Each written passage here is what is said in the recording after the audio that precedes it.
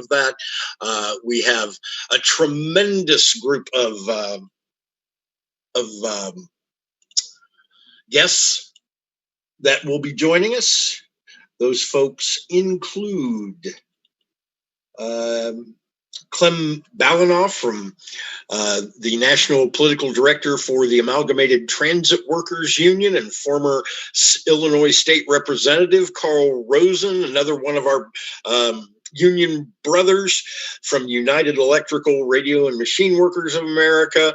Alan will be anchoring that panel. There are other folks involved there as well. Oh, and we anticipate, how can I forget? I didn't forget it, but I should have mentioned at the beginning.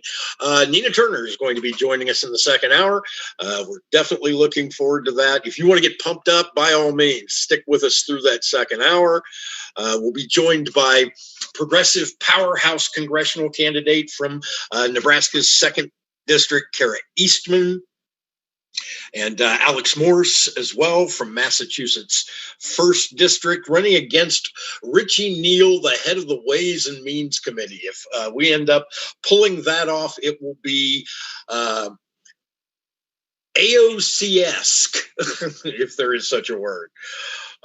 So we definitely are looking forward to what's coming up here. And as I don't know if folks on Facebook can see, Dr. Bill's with us here. For all those folks who are Dr. Bill fans, Dr. Bill, who anchors our healthcare emergency webinars each and every Sunday, 4 o'clock Eastern. We'll have another one of those coming up here this coming weekend.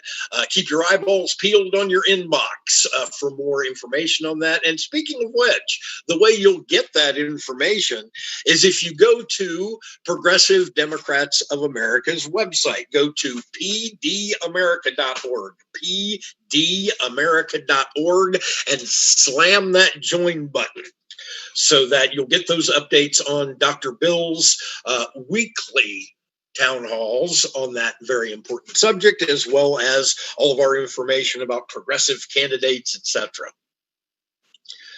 So for now, everyone, thanks so much for being here. And for our folks who are in the Zoom meeting, toss into the chat there where you're calling, who you are, and where you're zooming in from. We'd love to get to know you. Get to know some folks in there, because on this particular call, or on this, old school, in this video conference,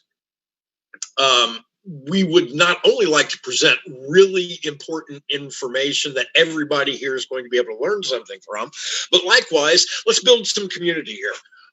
Kind of tough times. A lot of people feel as though they may be, out in the wilderness right now. One of the beautiful things about shows like this is that we have the opportunity to come together as a community and, quite frankly, share some healing energy that way. So please do type into the chat who you are and where you're calling in from.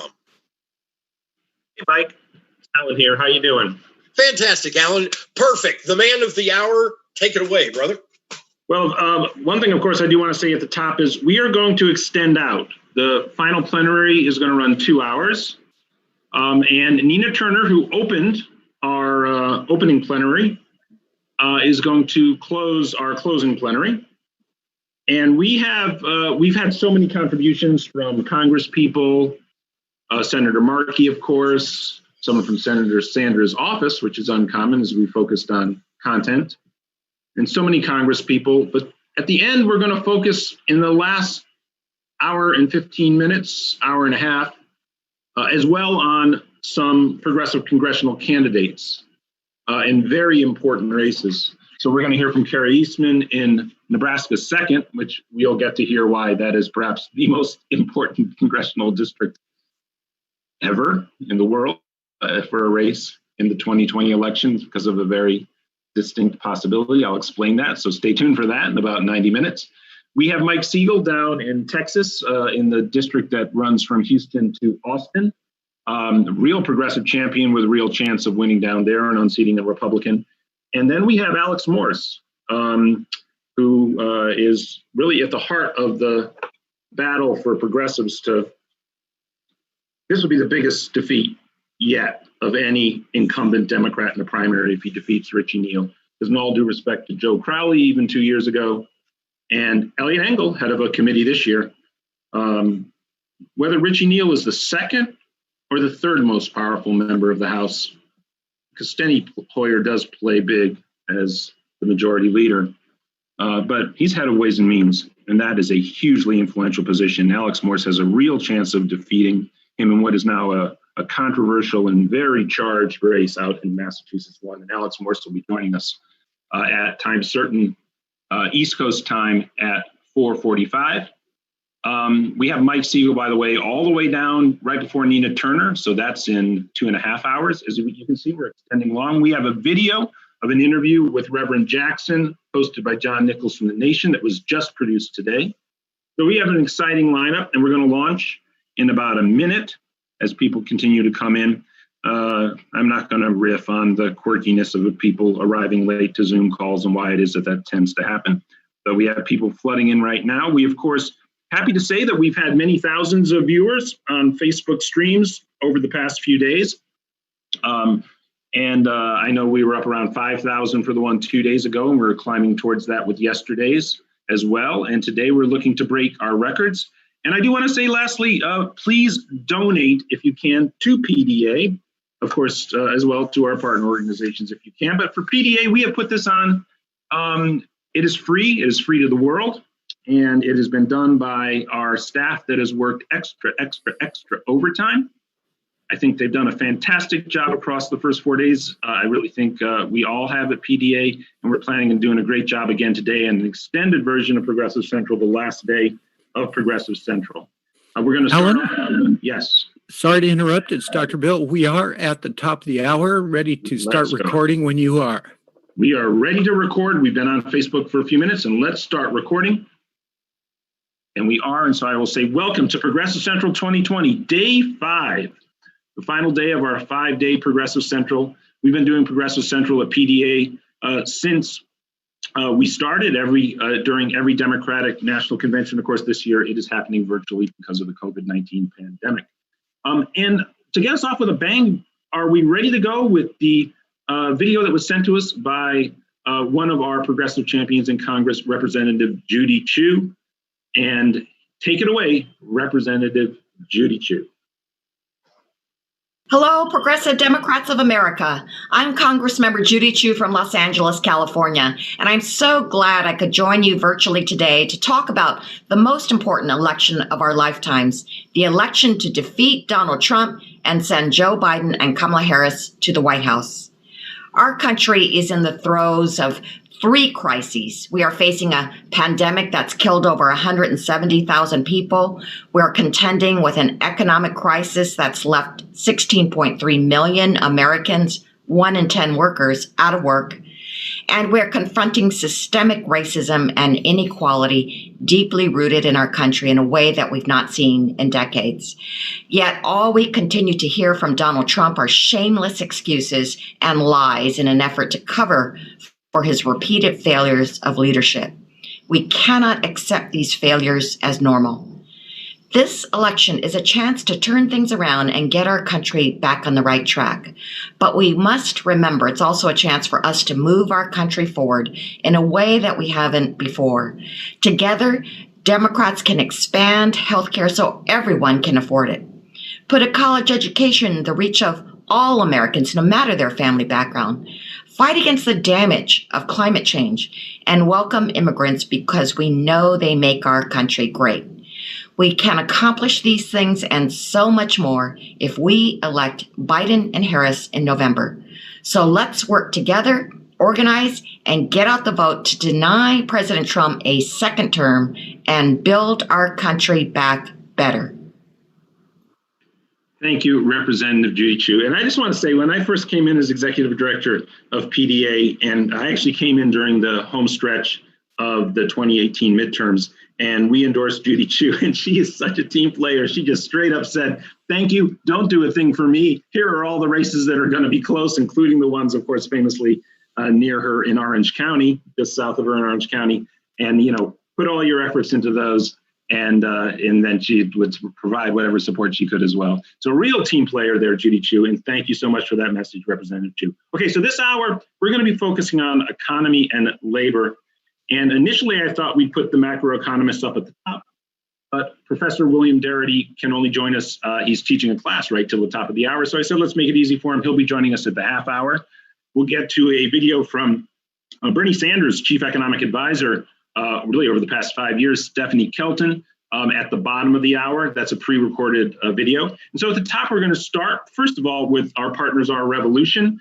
And then we're going to hear from Carl Rosen and Clem Balanoff, two great progressive labor leaders. And at the very bottom of the hour, we're going to be joined by Susie Shannon, who has convened the DNC Poverty Panel, the council, that just had its meeting this morning. And so we'll hear about that. And then at the bottom, we were going to play the video from Rahul Grijalva, who, of course, has been suffering with COVID-19. Let everybody know he's looking great, and his message is so powerful. So we'll get to that at the bottom of the hour. Right at the top, I want to introduce the head of our partner organization, Our Revolution, Joseph Geevarghese, who is, I really believe, one of the most important activists in the country, and very proud that we get to work in partnership with Our Revolution. And hopefully over the next few minutes, people will understand why I say that in particular about Joseph, because, and part of the framing of the discussion in the first half hour, of course, about labor, the importance of labor unions for the progressive movement, and the ways in which progressive organizations made up of sort of citizen activists like Our Revolution, like Progressive Democrats of America, really, really need to forge a solid partnership with labor and the progressive wing of organized labor. So with that, welcome, Joseph. Thank you, Brother Minsky and Progressive Democrats. Hello, my name is Joseph Geevarghese. I'm the Executive Director of Our Revolution. I see many friends, comrades in the struggle here. It's wonderful to join you in solidarity. I want to set the stage about the rise and fall of the American labor movement and why it matters for the progressive movement. There's a slide that, Alan, if you can project, that tracks the growth and decline of the labor movement in America. And I'm going to drill down on these numbers in a moment. But when we think about the America that we want to create, when we think about all of the subjects that we've been discussing over the past several days, healthcare for all, addressing income inequality, right? Caring for those who are the most vulnerable. We made the greatest advances when the American labor movement was at the height of its power.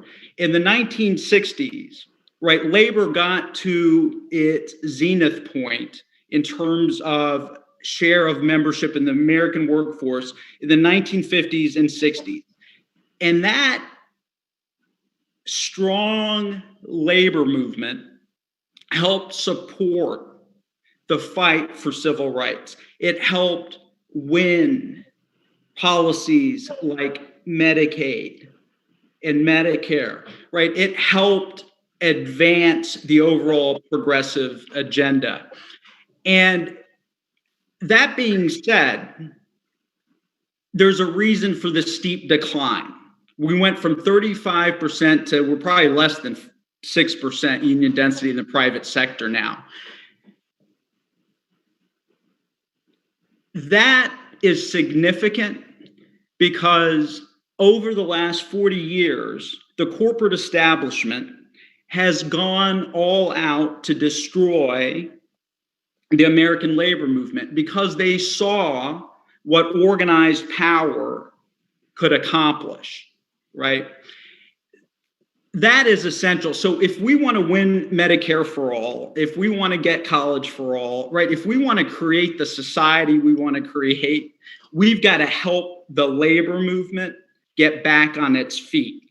And to set the stage there, right? The issue that we've got to remember is that, we know that Republicans understand how dangerous organized workers are. The first order of business when Republicans get elected to office is to eviscerate collective bargaining rights. Scott Walker, Ronald Reagan, they get it. You get elected and you defeat your enemies. You knock their knees out so they don't have power to contest your agenda. Democrats, our side, we're not that smart sometimes about power, right? We're idealists, right? But we also got to be pragmatic if we're going to win. And Bill Clinton got into office, he did nothing to grow the labor movement. Barack Obama got into the White House, he did nothing to grow the labor movement. Oh, and I forgot Jimmy Carter, right? There is a straight line between the last 40 years, the dismantling of everything that we accomplished, from the New Deal to all of the work in the 60s, the dismantling of the regulatory state, a straight line to the fact that Democrats do not understand that we need organized power, which is fully embodied in organized labor. That being said, here's the model that we've got to think about going forward, right? The way the American labor movement was built, the question we've got to ask is, how do we get to 35% union density? How do we get to a moment in our society when regular workers had power? Well, two things happened. There were strikes in critical industry, right? Auto workers, steel workers, right? Those were the Walmart jobs in the 1920s and 1930s. Workers walked off their jobs en masse, and they made FDR take action. FDR was not a willing partner, but workers, because they went on strike, forced his hand. And FDR did two things to strengthen worker power. He helped usher in the passage of the Wagner Act, the first time we had labor law in America in a meaningful way. That grew the labor movement by about 3 million workers. And that was 35, I believe, or 37.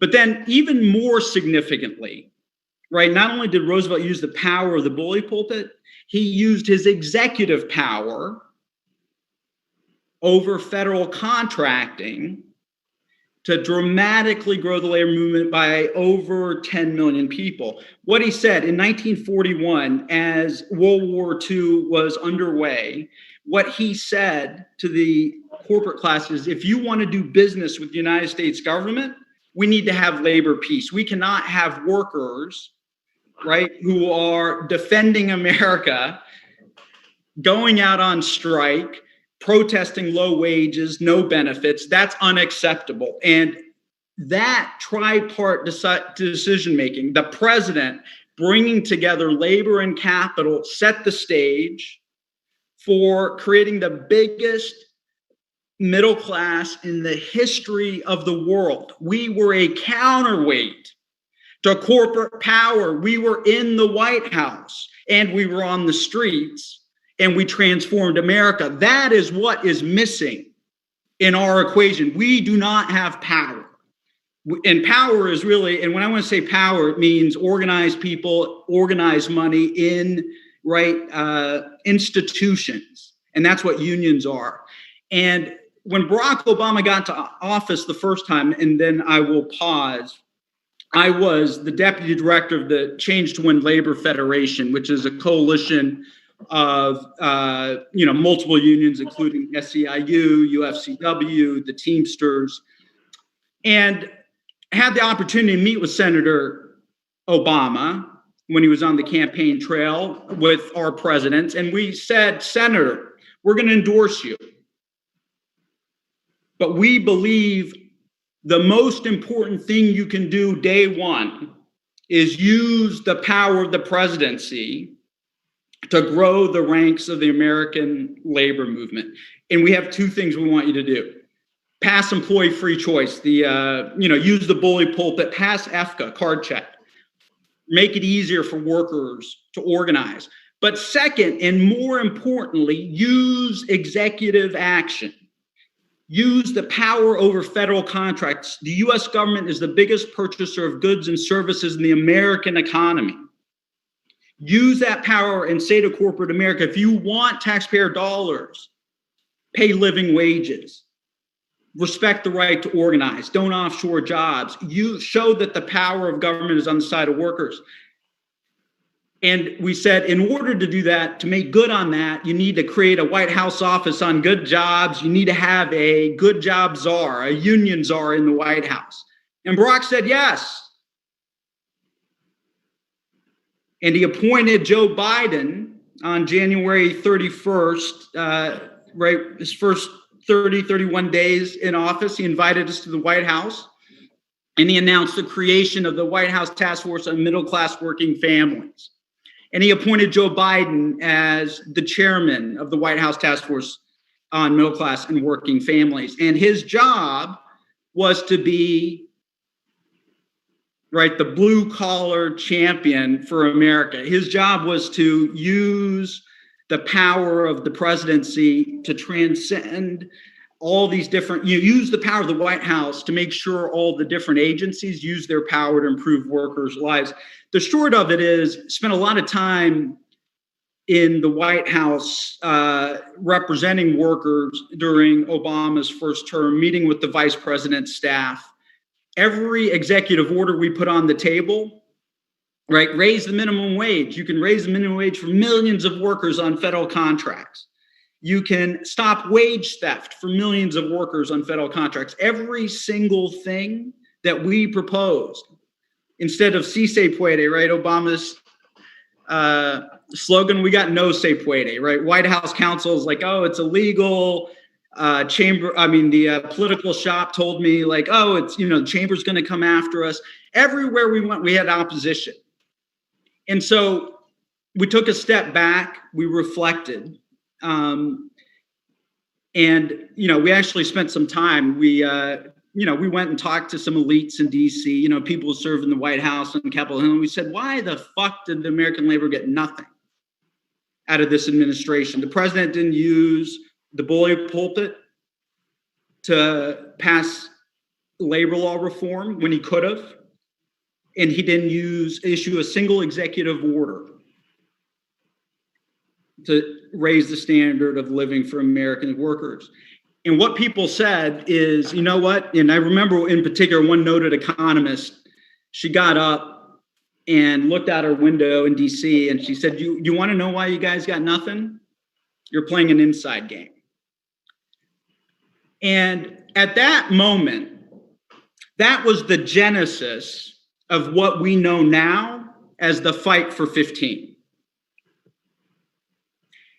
There is a direct correlation between, workers went on strike because a president they elected would not, and a vice president they elected would not use the bully pulpit to advance their agenda. And we struck fast food workers, around the country, we struck Walmart workers, we struck port truck drivers, because our target was the occupants of the White House. And that worker power then translated into policy power. And I remember standing outside the White House with striking workers. I organized the first strike outside Obama's White House. Barack Obama was in there, and Bernie Sanders came, and Keith Ellison came. And this is back in 2014. And it was in 2013. Within 6 months of that first strike, Barack Obama stood at the State of the Union and he said, I'm going to issue an executive order to raise wages for federal contract workers. And to 1010, we were asking for 15. Then he issued a couple of executive orders on wage theft, to extend paid leave. The point I want to bring here is they started to understand once we hit the streets that they had to respond to us. And that ultimately is a key lesson that we as progressives need to learn. We're going to have to hit the streets. We're going to have to make Biden do it. That's what we had to do under Obama. And we have to make sure growing the labor movement is one of the first things the administration does. Right, as a strategist, we should know as soon as we get into power, our goal should become more powerful. We should grow our ranks, grow more voters, right, and build institutions. That is how we're going to win Medicare for all and the other items. But we have to be pragmatic. So with that, I will give it back to you, Brother Minsky. Progressive Democrats of America, thanks for having me. Yes, and Joseph, if you can hang out too, if you got the time, we're going to go to Carl Rosen, then we're going to go to Clem Balanoff. Then I know Professor Darity's here. Now, this is interesting because on the economic front later in the hour, we're going to hear from two economists who are very much against PAYGO. And of course, we do have in your chart there, right, the New Deal and the prospect of a Green New Deal and how possibly not worrying about federal deficits could really recharge the union movement if we can combine the two. So that'll be an interesting component. But right now, let me introduce Carl Rosen, who is the General President of the United Electrical, Radio, and Machine Workers of America. And your thoughts again, and by the way, I completely concur with Joseph's final point. It is essential for those of us who are activists and progressives in organizations like PDA and of course, rank and file from our revolution, who don't have roots in the labor union movement. You can tell from Joseph's chart how, of course, fewer and fewer Americans would have roots in the labor union movement, though I'm proud to say I'm a card-carrying member of SAG-AFTRA still. So, to make sure that progressives are fully cognizant and remain coordinated with the labor movement. So with that sort of as a thought, Carl Rosen, your thought about the American labor movement, the progressive movement, which ostensibly is stronger now than it has been, certainly stronger than 92 when Clinton was elected, stronger than 2008 when Obama was elected, thanks to the success of Bernie Sanders' campaigns, the election of the Squad, the election of progressives around the country. It's fair to say as an electoral formation, the progressives are stronger than ever.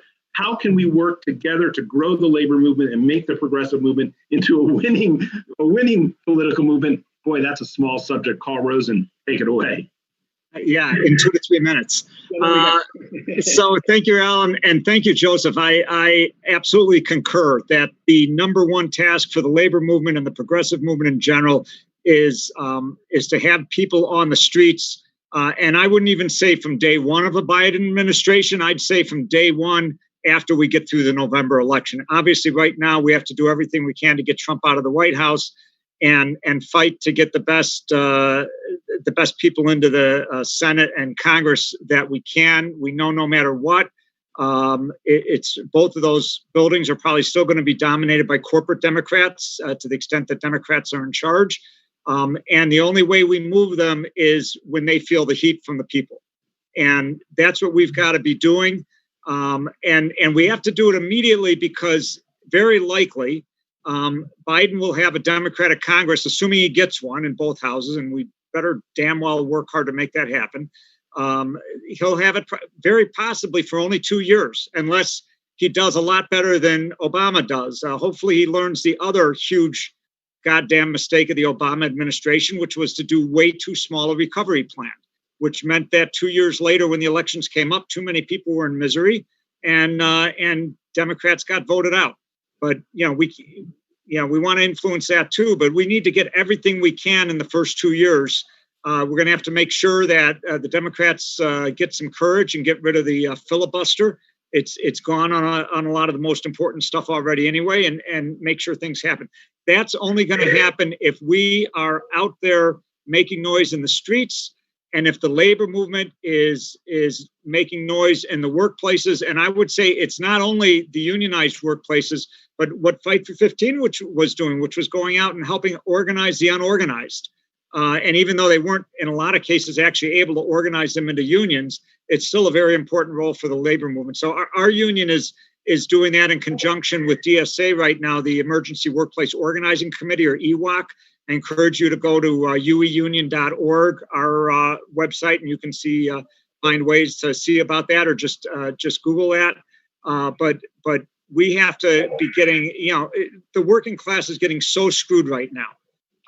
Those who are working in, essential workers are in terrible conditions with their health and at much greater risk than it should be. We never did an appropriate shutdown. We still need to probably do that at some point here, unless they can really quickly move to a vaccine. And to do a real shutdown, of course, means providing a tremendous amount of funding. And I think Joseph was right that there's going to be, or maybe it was Alan, was it right that there's going to be a big fight over the size of deficits that need to be run. We need to have the biggest deficits in American history, absolutely, but not for tax breaks for the rich. We've got to put our issues out there. Labor rights, as Joseph mentioned, minimum wage, guaranteeing benefits, Medicare for all, Green New Deal with a strong transition sections for protecting workers, racial justice, immigration, expanding democracy, wrapping everything up into a massive recovery bill. None of that's going to happen unless we have a lot of people in action. Labor is too small to do it by itself. We need the whole progressive movement on board with us. Fortunately, there's the new generation. They came out of the 2001-2 recession. Those who barely got back on their feet, then got the hell whacked out of them with the 2008 Great Recession. Anybody from that time forward, they've just it's why they have no faith in capitalism. They shouldn't. It doesn't deliver. And part of what we're seeing here is an economic system that's failing, but nothing really to take its place yet. And we're going to have to build that together. And that starts by demanding that our government take steps to meet the needs of the people. And so that's where I think labor needs to be. That's where our union, UE, will be at. And some other unions will, unfortunately, not enough will, unless they're feeling the heat from their own members and from the progressive movement in general. So we need your help. I'll stop there. No, thank you. And we at PDA are fully here to help and to be in total coordination as best we can. PDA is, of course, made up, as I was sort of implying, with a lot of progressives who maybe in their progressive work and the day in, day out, do not immediately have relationships with the union movement, but many of our members around the country do have union backgrounds. And so we are here fully to be in solidarity with organized labor. And most of all, of course, the progressive wing, the forward-thinking wing of the labor movement. And now I'm going to introduce Clem Balanoff, who I just lost his bio from right here, but he is the National Political Director of Amalgamated Transit Workers and a former Illinois State Representative. Clem Balanoff, welcome. And what we're going to do, too, is after this, and I really hope that Carl and Clem and Joseph can hang, we're going to do a video from Stephanie Kelton, and then William Darity, who's already joined us, who was going to be at the bottom of the hour, but let's have him after Stephanie Kelton's presentation, have him reflect on the role of, again, running deficits, the strategy of the particular economic school that Professor Darity's from, and how it can relate to building union density going forward and dramatically building union density, perhaps in the context of a Green New Deal. So Clem Balanoff, welcome to your thoughts reflecting off of what Joseph and Carl have said so far. Clem should be here shortly. He has not arrived yet. He's not on right now. Professor Darity, do you want to take why don't we do this? Why don't we take a stab at the framing I just provided for Professor Darity, and then we'll go to see if Clem is here by then, and then to Stephanie, then back to Professor Darity. Your thoughts on, not giving in to PAYGO, running deficits, and how your thoughts on how we can possibly force, like the Roosevelt administration did, the rapid fire growth of union density. Wow. Well, let me start with the easier question, which is what's wrong with PAYGO? I think that the most recent episode of response to the COVID-19 crisis, coupled with the response that took place to the Great Recession, demonstrates that the federal government can come up with vast sums of money overnight without increasing taxes on anyone. I think it's really circumstantial whether or not increased expenditure leads to higher rates of inflation. Typically, when the economy is relatively depressed, you don't have much of a risk of inflation associated with the additional expenditure. And I want to note that you can increase the expenditure, you can increase the deficit, which is just a definitional phenomenon that's associated with your expenditures being bigger than your taxes, without increasing your debt. So you don't necessarily have to increase the debt burden to raise expenditures. And so I think people incorrectly conflate increasing the deficit with increasing the national debt. The two do not go hand in hand. They don't necessarily have any kind of connection whatsoever. And so I don't think that there's any limitation on the capacity of the federal government as a sovereign currency issuer to increase its expenditure. I think there's no reason for us to be either deficit hawks or deficit doves. I think we need to just stop being afraid of the deficit altogether and push forward with the types of programs that are really needed. Now, with respect to the question of building union strength, I'm not sure that if what I've been advocating as a component of an economic Bill of Rights is something that will build union strength, but it certainly, I think it will enhance the collective position of labor, which is the introduction of a federal job guarantee, a guarantee of employment through the public sector for all American adults that would involve the provision of salaries that would be at least at the level of the poverty rate, and would also include benefits, a benefits package that would be comparable to the benefits that are made available to all federal civil servants. I think that this actually would be a very effective way of establishing the floor on compensation for all workers, in part because the private sector wouldn't have the opportunity to hire anybody unless they at least match the minimum standard of compensation that's provided by the public sector through a federal job guarantee. I would also add that this is a great way of complementing efforts to establish a living wage, because minimum wage requirements do not affect individuals who have no job, and minimum wage requirements don't ensure that that individuals will work a sufficient number of hours to be eligible for benefits. But if you had a federal job guarantee, then you could establish those preconditions for employment in such a way that the private sector would either have to match it or not hire people at all. And I don't have a problem with that. So, all right. Well, thank you. And we'll go to Stephanie in a second. Actually, I'm going to toss to Carl Rosen. Maybe quickly, Joseph, if you guys can take this again, solving the problems of the world in 60 seconds, like AOC did the other night. If you can just, your thoughts, Carl Rosen, on a federal jobs guarantee and building union density, because obviously this is something that has been entered into progressive parlance. And of course, I'm fully supportive of the federal jobs guarantee. Carl. Yeah, I mean, it should be done just because that should be a basic human right, as a right to a job. And there's nobody else who can guarantee it other than the federal government. But B, it would definitely help in union organizing, because the main problem in organizing workers is fear of losing their job, which, by the way, is also tied in many cases to fear of losing their health care, because we have this abysmal system of health care tied to your job. But if there was a guaranteed job out there, workers no longer have that fear. Polling regularly shows that somewhere in the vicinity of 60% of all workers say they would like to have a union in their workplace if they could. Yet, 6% in the private sector, I think maybe 11% overall, including public sector. There's a big disconnect there. And the main reason is job fear. Bosses literally terrorize their workers that you're going to lose your job if you organize a union. And when there's not a guarantee of another job out there, that does it. So I think it's an excellent approach. But I would also say we aren't going to win that unless we have a strong enough movement that it's probably also a movement that can organize unions, that can win healthcare for all, and that can do all the other things that we need to do. They all go together. And Joseph, quickly, your thoughts on the conversation?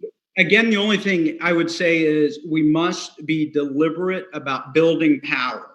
Good policy by itself is not sustainable unless we build power. That means when we create good jobs for all, when we say there's a federal jobs guarantee, the President of the United States should say those workers have the right to form a union. I will not tolerate any union busting. Imagine tens of millions of workers in organization. That's what we're missing on our side, and that is why we're losing. If we get in power and just pass good policy, that's what Barack Obama did. He got into office, and he's like, I'm going to work on the ACA, on healthcare. Instead of building power, which was he could have, the first thing he should have done is grow the union movement, give rights to undocumented immigrants, grow your base, and then we can accomplish everything else. So what I am saying here, again, is we need to be pragmatic and make sure that we are deliberate about building organizations so we can win the world we want to see. That requires organized people, organized money. The labor movement is that institution on the left. It's been eviscerated by the corporate Democrats and the Republicans. The Republicans use the churches. We don't have that. And so, again, I just want to be very pragmatic. This is not about policy alone. This is also about progressive power, and that is what we are here to build. That is brilliant. So I am going to now play, having had Joseph say that, and keep that in our minds, because now, just per the quirks of our schedule, we are going to go to someone who's going to speak primarily about policy. So we'll come back, not losing Joseph's point. And here now is Stephanie Kelton, and I'm going to go to it through my screen share. Stephanie Kelton, of course, was Bernie Sanders' chief economic advisor. I believe she is a close associate of Professor Darity. And I suppose I give enough of an introduction in the screen share that I will do right now. Hello, I am really excited to introduce to Progressive Central Stephanie Kelton, who I believe is really one of the groundbreaking voices in political economy in the world. Her work and its significance for a potential progressive shift in public policy in the United States and around the world cannot be overstated. She's the author of this book, The Deficit Myth. I encourage everybody to go out and pick this up. This is a very easily digestible work of popular economic writing, and it is groundbreaking to say the least. But before we get to its groundbreaking nature, I'm going to ask Stephanie to assess the current economy, and in particular, in terms of, and I apologize for being a devil's advocate here, Progressive Central people, the poll numbers, frightening poll numbers from CNN yesterday that not only showed Donald Trump only 4 points behind Joe Biden, which means outside of where I am in California, he's at least tied in the rest of the country, okay? And, but that his handling of the economy is positive. So your assessment of that and where the economy is, just quickly, broad brushstrokes on in the COVID-19 pandemic. Look, I mean, things are not good, Alan, and it is in many ways quite bizarre that the polls do reflect some favorable, sentiments with respect to President Trump and the way that he has managed the economy. He's masterful, obviously, at messaging. He, in a sense, creates his own message, and to the extent that people, listen to him. Look, I was in the car with my daughter yesterday, and she's 13 years old, and we were listening to part of his speech in Minnesota. He was talking live, and he was talking about I'm building back this economy, greatest job numbers in the history of the world, already coming back the labor market, greatest retail sales, greatest auto sales. And my daughter said to me, "Is that true?" You see, so, one can play with these numbers because you can go, well, compared to where we were last month, there's this snapback. But if you take a broader look at where we are still looking at a labor market where now we're celebrating that we lost just less than 1 million jobs, just slightly fewer. So we're not losing 1 million jobs a week any longer. It's just slightly a hair under 1 million. This is not a good economy. This is not a good labor market. There are signs of improvement. That's a good thing.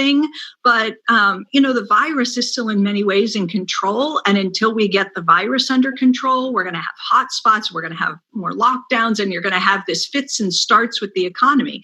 So, and the other piece of this, just very quickly, is that a big part of the reason that things did not completely unwind, in terms of the economy, is that we did incredibly important things like this top up in unemployment insurance, the extra $600 a week that went to tens of millions of people. It was a lifeline, enormously important in terms of the support it provided for the economy.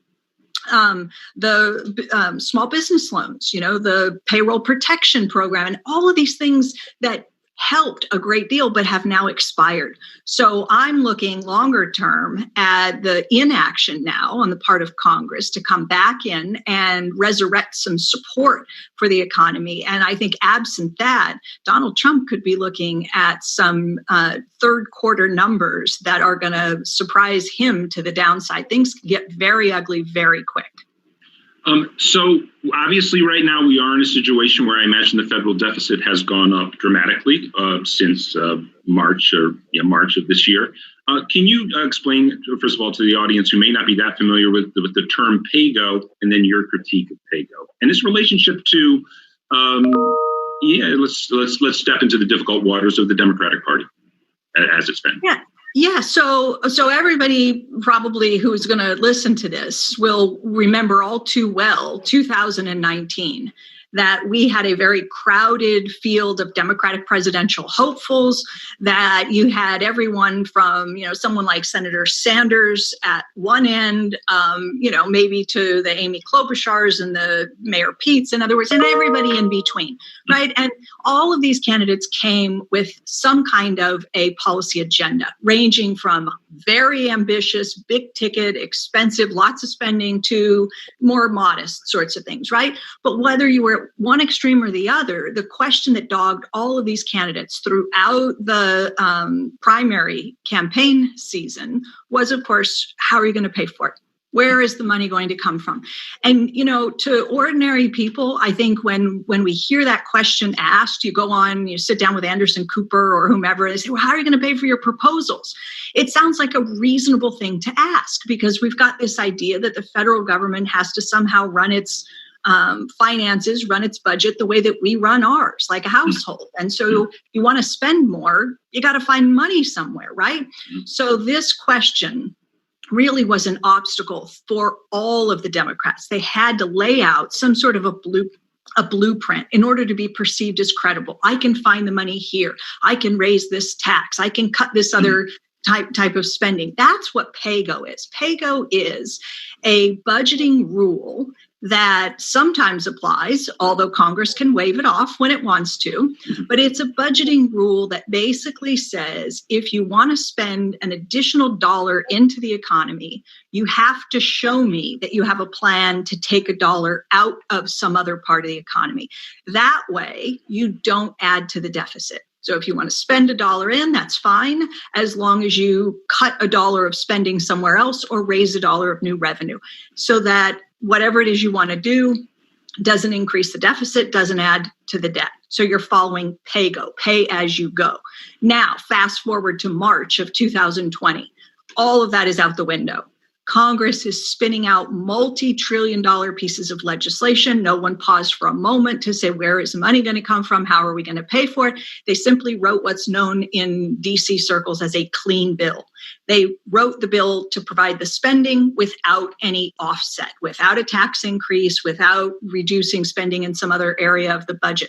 And so we can see now pretty clearly that Congress always had the power to do what it's doing now. We could have done it this way in 2019. The constraint really isn't finding the money. It isn't running out of money. It isn't the deficit. The constraint is the capacity of the real economy to safely handle whatever spending Congress is authorizing.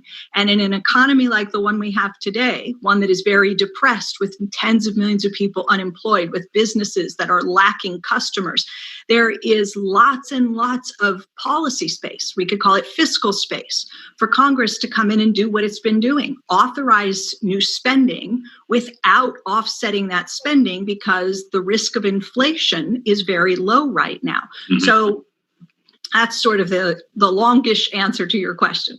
Okay, so and I think people can maybe recognize from what you said that this is something that Republicans haven't respected, but Democrats have actually been more disciplined about in terms of driving up deficits. And the Republicans have in a sense almost intuited this reality, and then Democrats maintain a sort of a blindness to the reality that you're describing. But quickly then, if the Democrats were to recognize this what you see as a fundamental truth of the way that the American national economy functions with our sovereign currency produced by the federal government or generated from the federal government.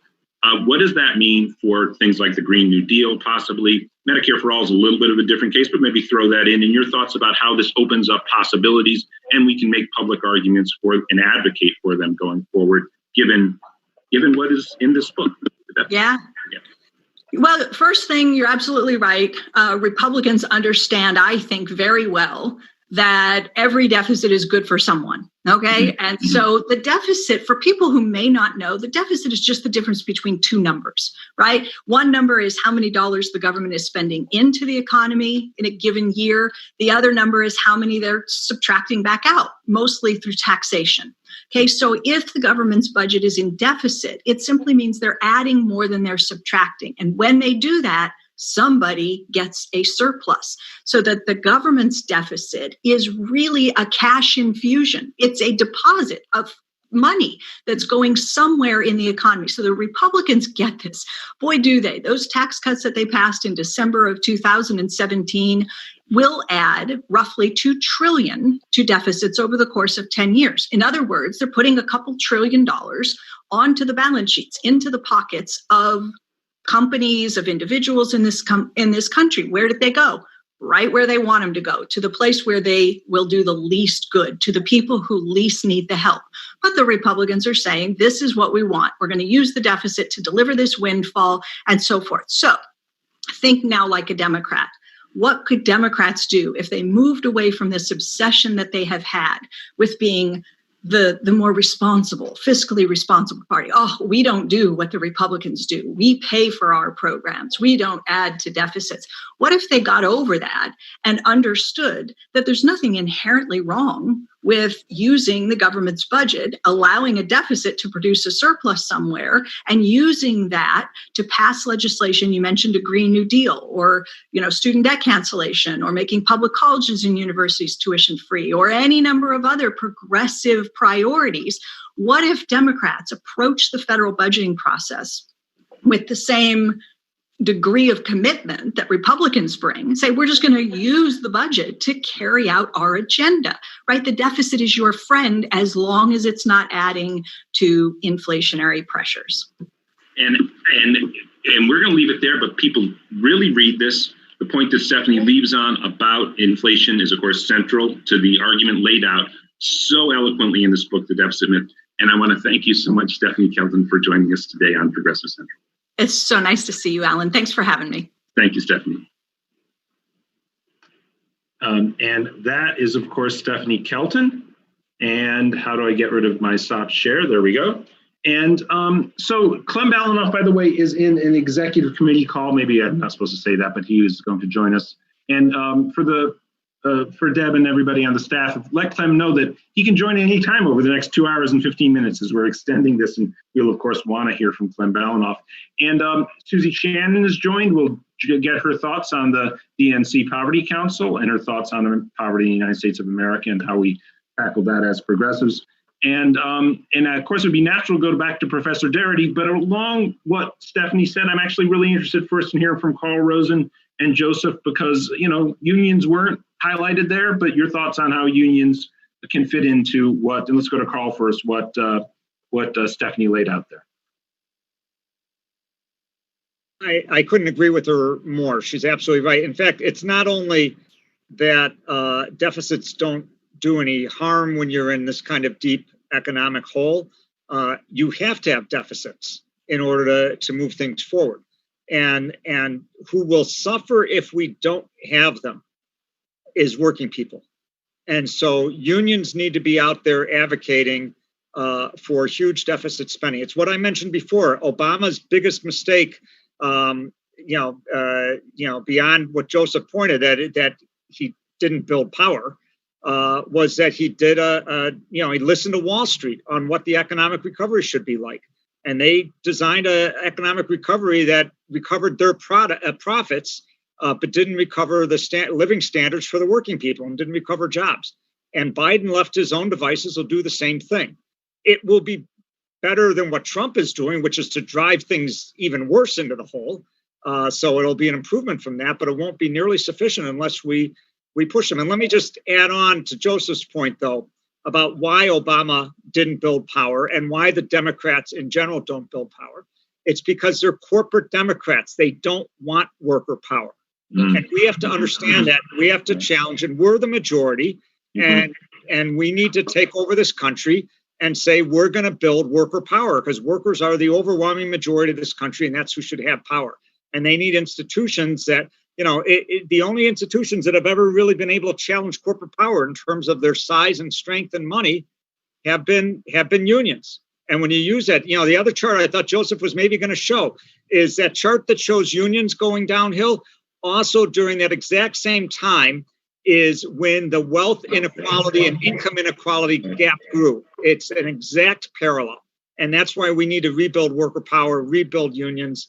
And right now, we don't get that there without massive deficits. Thank you. Joseph, a quick thought? Amen. Just to underscore again why we need power, Donald Trump. Yeah. Won the White House by flipping 200 counties that voted for Barack Obama twice. Places like Trumbull County in Ohio. That place was a center of CP organizing in the day. It was a center of leftist organizing in Youngstown, right? Ohio, in Michigan. These were places that have been Democratic strongholds because they were bastions of union organizing. Right. How in the heck did those places all of a sudden vote for Donald Trump? Because their jobs disappeared. Because the presidents from Clinton to Obama didn't say, we're going to make sure manufacturing stays. And we lost power. The unions disappeared. The union halls are empty in these places. It's right. We don't have power. And then you get a charlatan like Donald Trump who goes in and says, every decision I make is going to deliver more jobs, better wages. That's a direct quote from Donald Trump during the campaign speech, right? He said he went to Lordstown, Ohio. He said, your jobs are coming back. I'm going to be the biggest job creator ever. I'm going to stand with the American worker. The workers that are there now are the grandchildren and great-grandchildren of union workers who struggled, got into the middle class, and they're pissed off right now because they see, what has been taken away by corporate greed, and they want to blow up the system. That being said, if the unions were strong and those jobs were still there, we would have the White House. It is a function of power. We lose votes when we lose unions. And so I just want to underscore, there is a direct correlation between Democrats' complicity in union busting with Republicans and why we have Donald Trump. And we're not, so yeah. Oh, no, it's great. And I just want to say, and I hope everybody remembers how I introduced Joseph. I think it is so brilliant that you're the head of our revolution right now because of your understanding of the significant role of labor unions. And I hope that you and Carl and Clem, who's hopefully going to join us later, and everybody can work with Joseph, and that also PDA in our work with our revolution can remain fully committed and cognizant at all times of the role of labor unions. Because I do worry that the sort of the generations post-labor unions of the activist left lose sight of the centrality. And you really hit the nail right on the head that this anchors the continuation and maintenance of power for the progressive left when we build up labor unions. We are going to run out of time in a second, and I want to go to Professor Darity, maybe just, and I do want to have a little bit of shift in the focus on Professor Darity, but I'm going to throw to him, and maybe we'll have time for one final word from Carl and Joseph, and then we'll go to Susie, Shannon.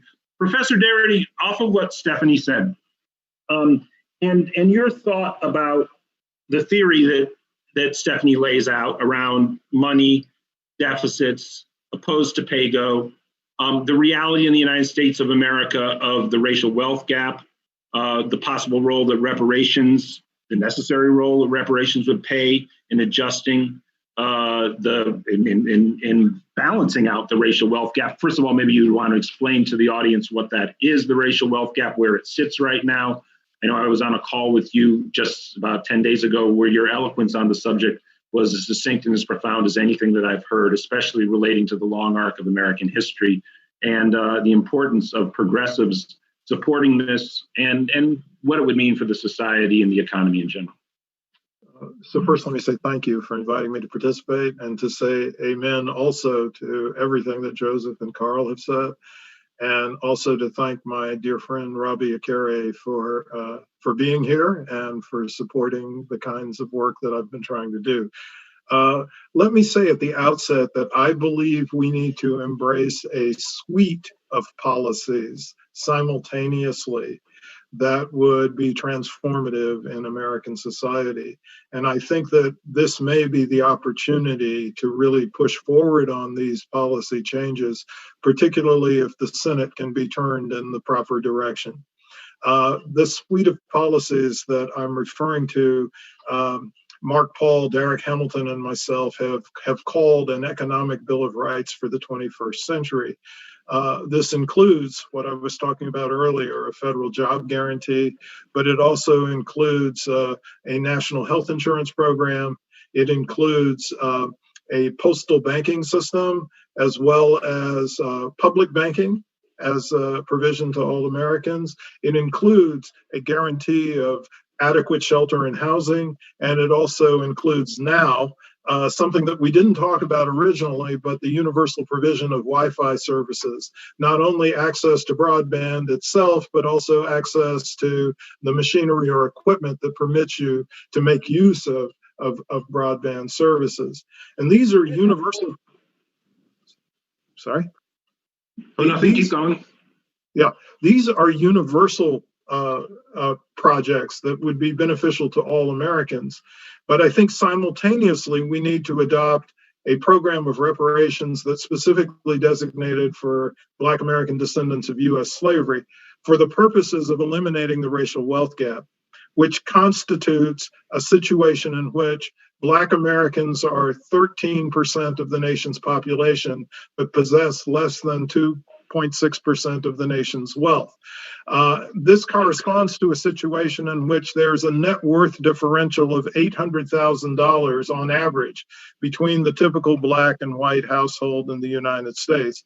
And now when I say typical, I mean typical at the mean rather than at the median, the middle of the distribution. And the reason why I think we have to focus on the mean is because 97% of the wealth that is held by white households is held by white households with a net worth above the white median or above the white middle. This is not just a consequence of a handful of white billionaires owning a large amount of the wealth, although they in fact do that.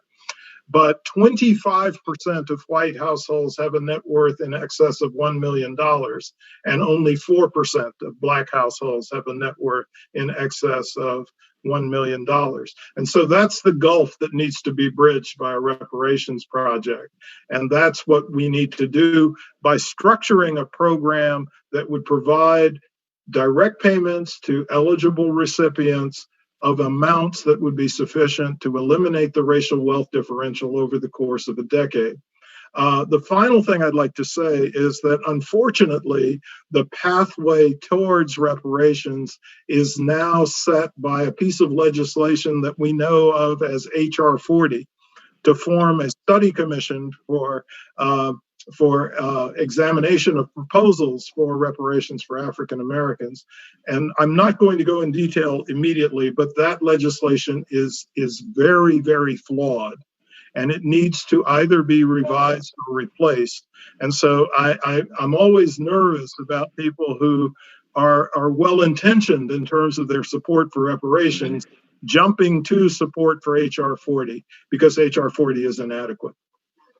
Thank you for that. And even in your final phrase there, you recall Ibram X. Kendi's magisterial book, From the Beginning, and I'm forgetting the word. Stand from the Beginning, which does point to, the history of some well-intentioned, particularly European Americans throughout the history of the United States. And but having wrong-headed approaches to addressing American structural institutional racism, which is certainly a strong subtext to that exceptional work. And so thank you for that. Actually, I look forward to getting in touch with you and talking to you about your critique of HR 40. And then we obviously have connections up on Capitol Hill, even with Sheila Jackson Lee's office, and how that can, we can talk about making a stronger bill to introduce and try to gain support for it. All right. So thank you very much, Professor Darity, for your contribution. And any just final thoughts for the last minute? We'll try to get over to Susie Shannon as quick as possible, just in the last 15 seconds. No, but I'd be glad to discuss HR 40 at any point with everybody. Thank you so much, Professor Darity. It's an honor to have you here. Carl Rosen, final thought as we close out the hour in 15 to 45 seconds. Just glad we're having this discussion, and come out fighting, everybody. That's what we got to do. And Joseph, our partner with our revolution, and I want to say this because I said it on the opening plenary too, it can get confusing for people with all these various progressive organizations. What I'm finding is there's becoming a pretty nice division of labor going on, certainly with our revolution and Progressive Democrats of America. I encourage everybody to be joint members of both organizations, our Revolution and Progressive Democrats of America. As you can tell from Paco on the first opening plenary and Joseph today, we have a great working relationship, and I just love working with you, Joseph, organizing with you, and looking forward to working together going forward. Final thoughts? No, I want to thank you, Alan, and Mike Hirsch and Dan O'Neill for all of the work that you guys are leading on. And I think one of the things that's encouraging is that we are collaborating very specifically in places like Florida and Arizona. We're building organizations together. And that's important because, as I said, in some ways, I see our role as critical in this moment where labor has lost power, right? We don't have those organizations that are effective in the public arena. We step in, right? And by joining forces, working together in different jurisdictions to elect progressive champions, to defeat Trump, to advance policy issues, that's how we can get to the end game. So PDA members, love you guys. Thank you so much, Joseph. Thank you so much. In solidarity. And up next, what we're going to do is we are going to hold off on Grijalva for a few moments, and we're going to introduce right now somebody who is an incredible champion. And she got into the DNC thanks to the progressive surge that came with the 2016 Bernie Sanders campaign and the rise of electoral progressissive politics in the United States of America. And like she has always done since I've known her, and I've known her as a comrade around Southern California, as it were, for the past, what is it now, Susie, 15, 17 years, she gets to work. And she got to work forming the first ever DNC Poverty Council. Now, somewhere in the era of neoliberalism, somehow poverty became a bad word in the upper echelons of the Democratic Party. It would not be mentioned. You can go back and look at recent Democratic platforms, and it's stunning. The word is barely mentioned, and almost always around poverty programs supporting, for instance, churches in order to be able to address poverty. And, there are times when just saying the word is really, really, really important. And this was one of them. And Susie got in there and forged to work to build the first ever DNC. Well, maybe there was one in previous generations, but anytime recently, the first Poverty Council of the DNC. And they fought her, and she fought back. She held her ground. They fought against her. They sort of was a little trickery even involved. And lo and behold, Susie, with help from activists around the country, but with Susie really holding her ground, forged the first ever DNC Poverty Council, and met a few sessions ago of the DNC. And today, this morning, had a big meeting. And so, Susie, congratulations on achieving the DNC Poverty Council. Maybe you want to let people know what that was about. But even first off, how did the meeting go this morning? It went great. I mean, it was fantastic. We had, from the congressional end of it, we had Barbara Lee, Karen Bass, and Maxine Waters, which was fantastic. And Barbara Lee, Michael Lighty will be happy to know that Barbara Lee was, I think, one of the first speakers at the DNC to express her support for Medicare for All. And Robert Reich did at the end. So it was good. They kind of bookended each other. So, it's the issue really is that we are really out of time on poverty issues. We already have over 500,000 people who are homeless in the country. We have over 151,000 who are homeless just in California, and this is before COVID. And what we're looking at, given the fact that there are millions and millions of people who are out of work, is just massive evictions, which I'm sure a lot of you have heard about. There have been a lot of campaigns to cancel rent, to provide, mortgage forbearance and rent cancellation at the same time. And these have been moving through state legislatures, through governors.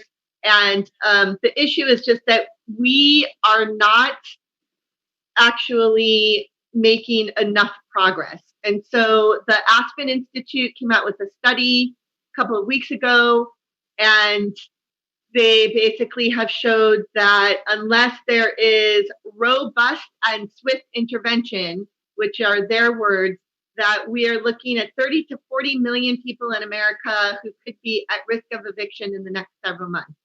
And 4 million of those would be in California alone. 365,000 in Los Angeles alone. And so we're looking at doubling, our homeless population just in one county.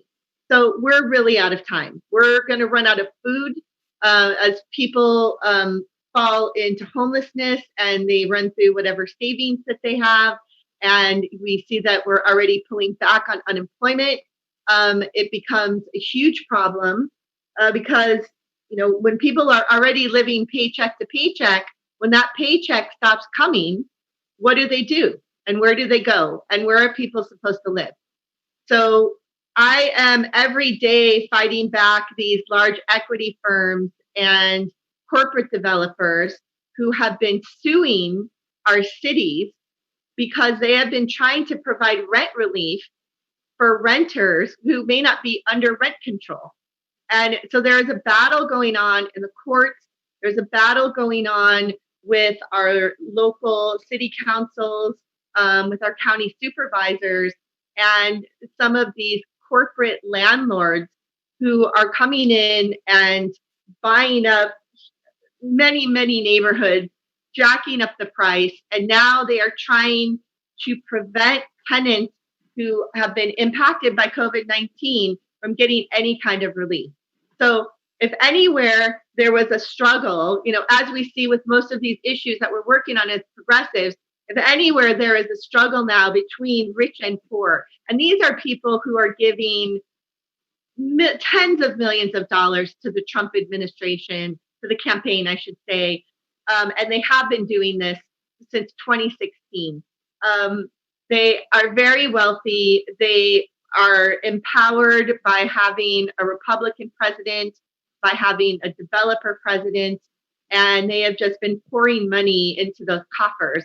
And I've been watching this because I'm working on Proposition 21, which is a rent control initiative in California, and we have been tracking how much money has been donated to Trump's campaign by these very wealthy developers who have now concentrated housing and who basically will prevail if a lot of folks get evicted, because some of those folks who get evicted will be evicted from small mom and pops, or in neighborhoods that they're trying to buy up and come in and speculate. So this is just, probably the worst situation we've ever been in our lifetime, given the unemployment, given that there's no certainty at all in terms of where we are going as a country. If something passes the House, there's no guarantee it's going to pass the Senate. Certainly no guarantee it's going to be signed into law.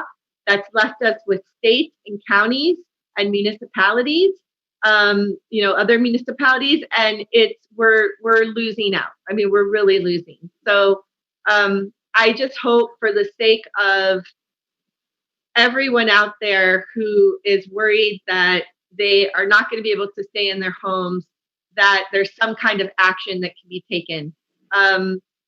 I want progressives to do a little more on these issues, of course, right. Because nothing is going to, all of our issues will fall by the wayside as our activists and the people who are in the progressive movement fall into homelessness. Once you're homeless or, on the verge of becoming homeless, your every day is day-to-day survival, where your food is coming from, where your housing is coming from. Are you going to be able to keep your housing? And we, everything will need to focus on this eventually. So I think it would be great to do it now, as opposed to after people have been evicted and are homeless. We're seeing the same thing with COVID-19. A lot of talk in every single one, from every speaker and in every single one of our panels about the gross inequities. I am on the Health Commission for the City of Los Angeles. We've been tracking mortality rates, low-income communities of color, and it's just alarming. From our first responders to people who, cannot stay home and work from Zoom. They are the ones who are getting hit the worst. Our communities of color, knowing this and not providing the PPE equipment, not providing the testing, not moving into these neighborhoods, not doing social distancing for people who are in these homeless enclaves and homeless encampments, places like Skid Row, where there's no social distancing signs. And we're already seeing a lot of folks, who are contracting it. And there have been 3 outbreaks just on Skid Row alone, and there have been outbreaks all over the country. We can see that people who live at or below the poverty level, and I can say that now, even for the millions of workers now who are not getting a paycheck and haven't for several months, they're falling into this as well. That, we are in a crisis like you wouldn't believe, and I asked Robert Reich, I said, look, when we look at the countries that are doing well, better than us on poverty, better than us in child poverty, 25, 26 countries better than us, time and time again in every single one of these studies. Most of those countries that are doing better than us are social democracies that provide cradle-to-grave services, that provide Medicare for all, that provide 90% of your income in unemployment, not 45% like we have here. And so we need to look at changing this entire system, because what we are going to see is, what we're seeing already, I should say, given the lines at the food banks, is just depression level unemployment, depression level needs at in food lines and in food banks, and a lot of people will be homeless. And unfortunately, a lot of these properties are owned by these humongous corporate landlords and equity firms that have, that basically benefit. As if it gets worse, they actually benefit off of that, because they will pick up more and more properties. They can hold on to them, and they don't need to move anything. They don't need to move any properties. They don't need to do anything. So this really is a checkmate on the poor. And people need to understand that. And it's like, ringing the alarm bells now for 15 years. And Alan, you and I have known each other for 21 years, actually. Oh, wow. but ringing the alarm bells for 15 years. And it's come to this now where we have no safety net in place for low-income communities. We have no way to get people into housing. We apparently have no way to keep them from being evicted.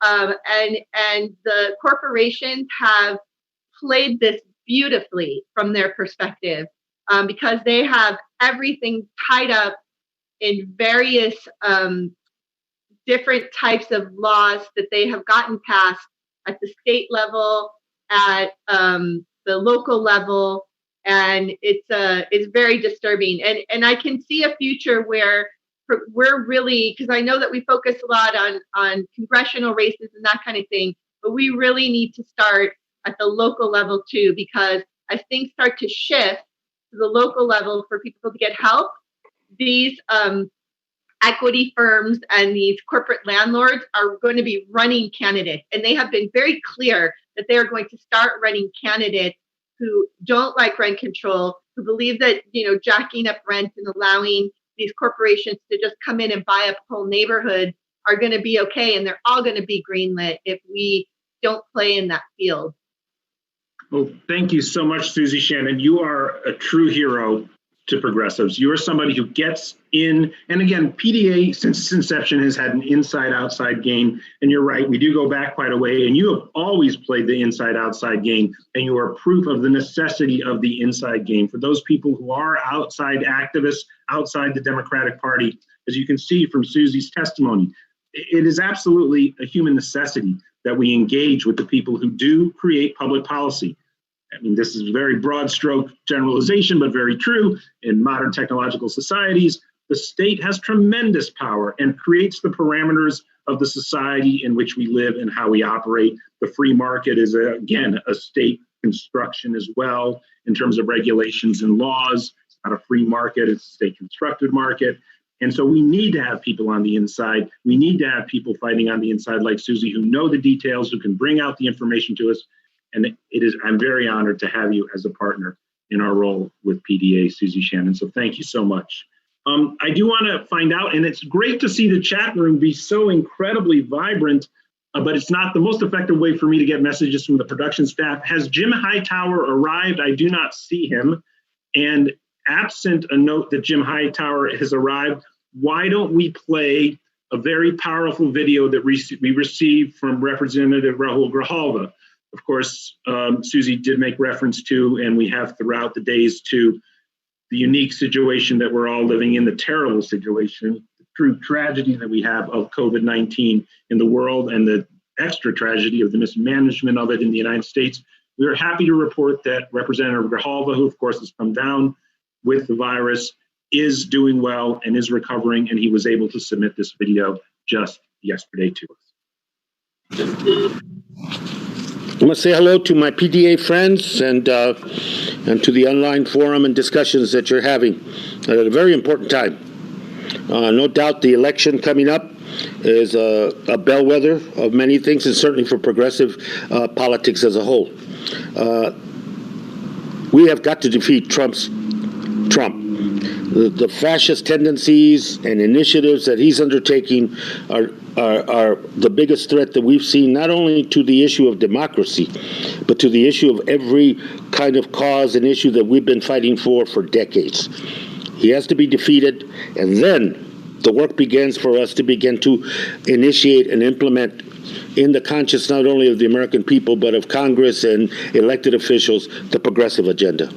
And one of those, I really feel that this pandemic has opened up, I hope, to everyone a real look at what this country needs to do. We cannot merely recover and rebuild from the health crisis and the economic crisis and merely go back to the status quo. That is not going to fix the problems. It is not going to deal with disparity. It's not going to deal with systemic racism. It is not going to deal with environmental degradation. It is not going to deal with protecting vital retirement programs like Social Security. It is not going to provide the health care for all that we all desperately need in this country, and this pandemic has shown that.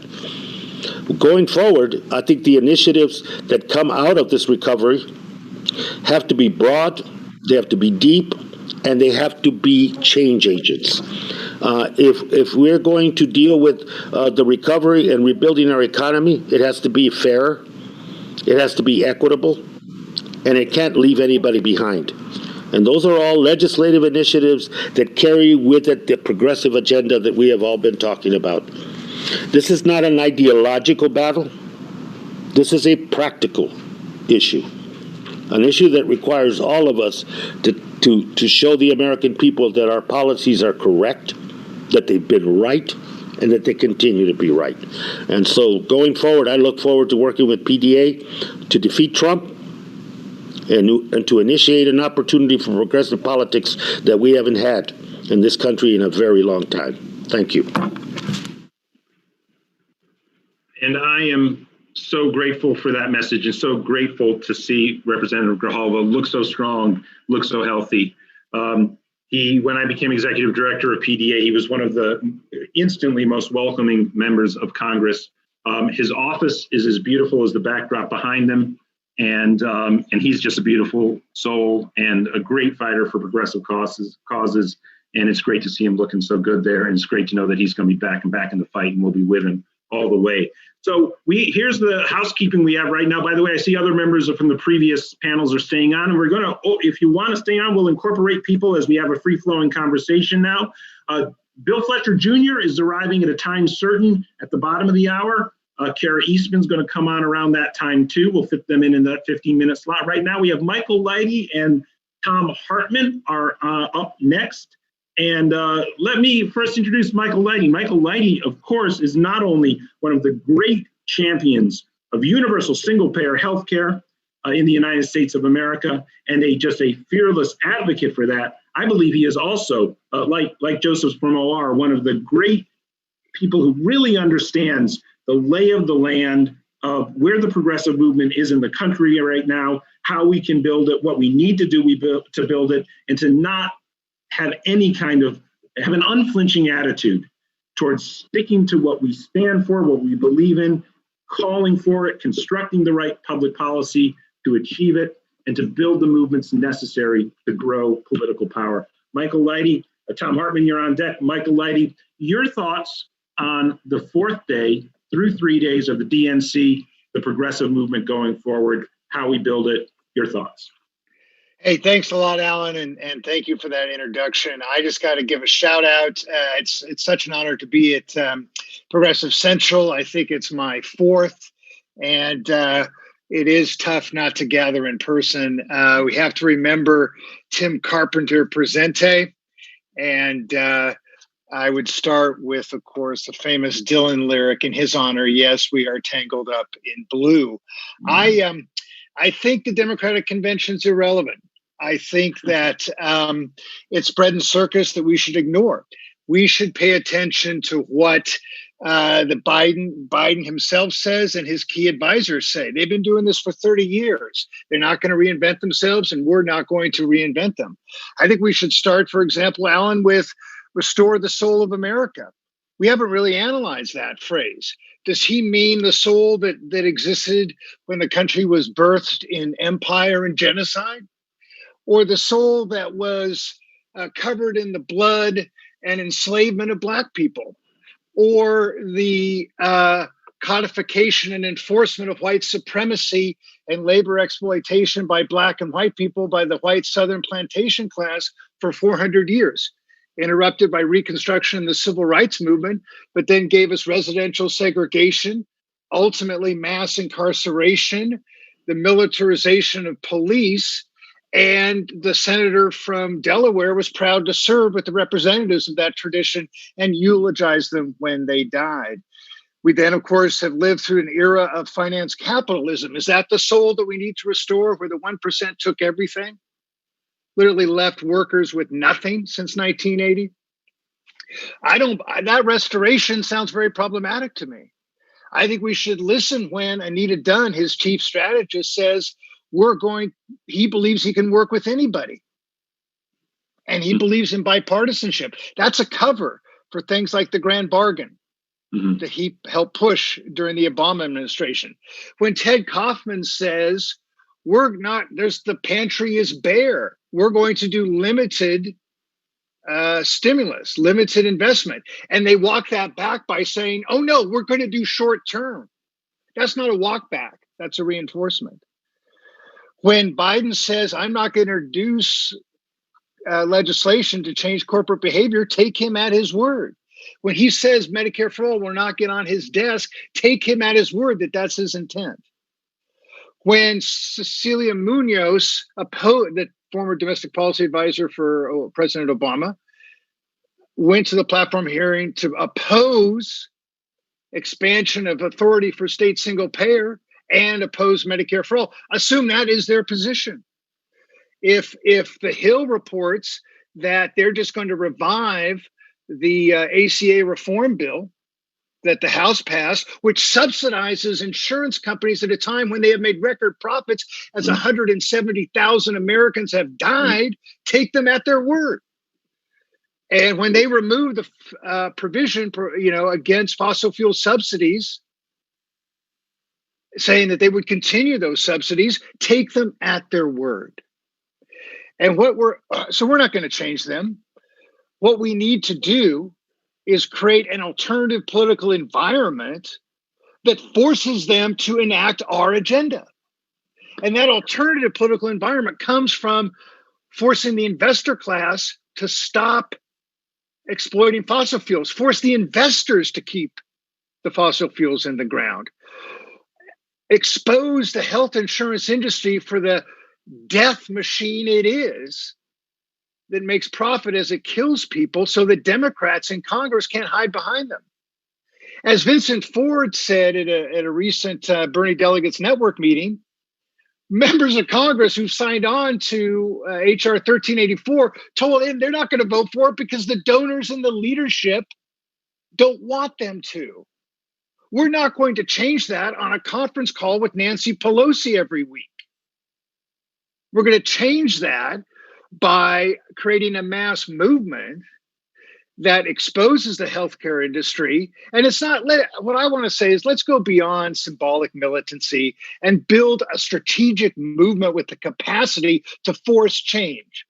I have huge respect for Representative Grijalva. Thank God he is okay. I have huge respect for the other members of Congress and the Progressive Caucus, but they are not the movement leaders. And we have been somewhat overly influenced by the Bernie campaign, in the sense that the inside game has come to predominate, that elected officials are taking the place of movement leaders.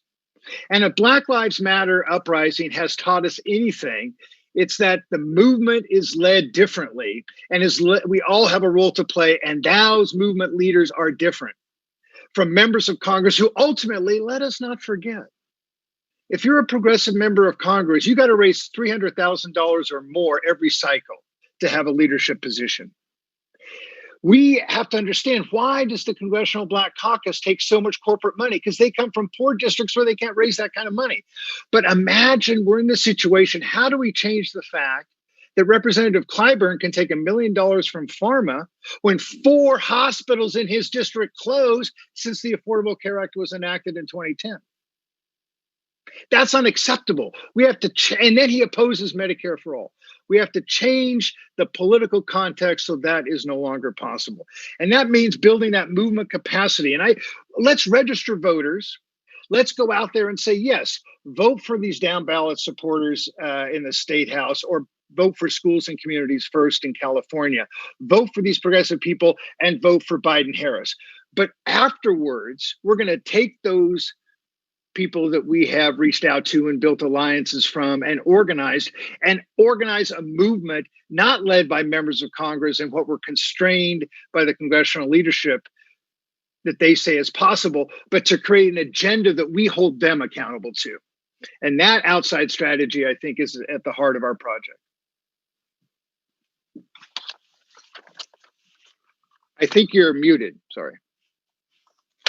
I am. Michael, I hope you can stay as long as you can, because you have just put a very solid stake into a pathway forward that, it's a difficult terrain, of course, to maintain the relationships we have.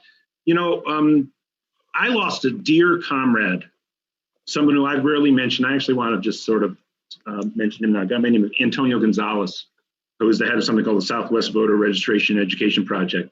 And he was a very, very close ally of mine in left radical politics in Southern California.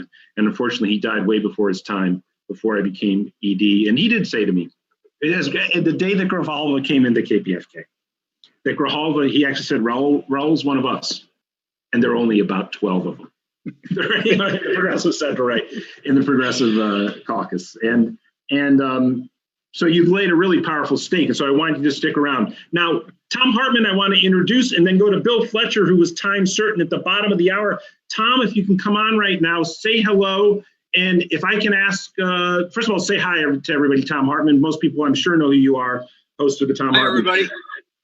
Hey, Thom, would you be okay if we allowed Bill Fletcher to jump the queue right now? Because Bill has to go by the quarter before the hour, and I want him to get to stretch out. Then I'm fine with whatever you want to do, Alan. Oh, thank you. I do appreciate it. And so we're going to go to Bill Fletcher Jr. because I know Bill has a really strict time constraint, and we're running a little bit behind. And of course, anytime Clem Balanoff comes in, we can incorporate him as well. But we'll go to Thom afterwards. We're looking out for Kara Eastman joining us, Alex Morse joining us. They'll both be very quick. But Dr. Bill Fletcher, the question, I'm sure you just heard Michael Lighty. The question in this is basically, what have you thought of the Democratic Convention so far? And what do you feel is the path forward in terms of building the progressive movement when, at least in its electoral configuration, it's stronger now than it has been any time this century, into a winning political formation, yes, winning, so that it transforms the society, yes, to the degree even which we move beyond neoliberal capitalism. I mean, is this even possible in your imagination? And what are your thoughts? And I'm very honored to introduce Bill Fletcher Jr. I know him from so many different realms. I'm not quite sure how to be succinct about his bio that I cite, but he has just been one of the great voices and people who understands the contemporary progressive movement since I have been engaged in these kind of dialogues for the past few decades. So Bill Fletcher Jr., welcome. Thank you, Alan. Thanks very much. It's a pleasure and honor to be here. And you're the first, you all are the first people to see me after my haircut. My hair had not been as long in decades. And I finally broke down and got it cut. So I can stop wearing hats for a little while.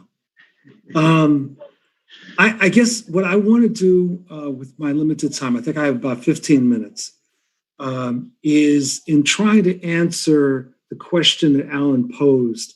I want to say a few things about the moment we're in. That there's a term that I stumbled across a few months ago that described the period that we're in as a cold civil war.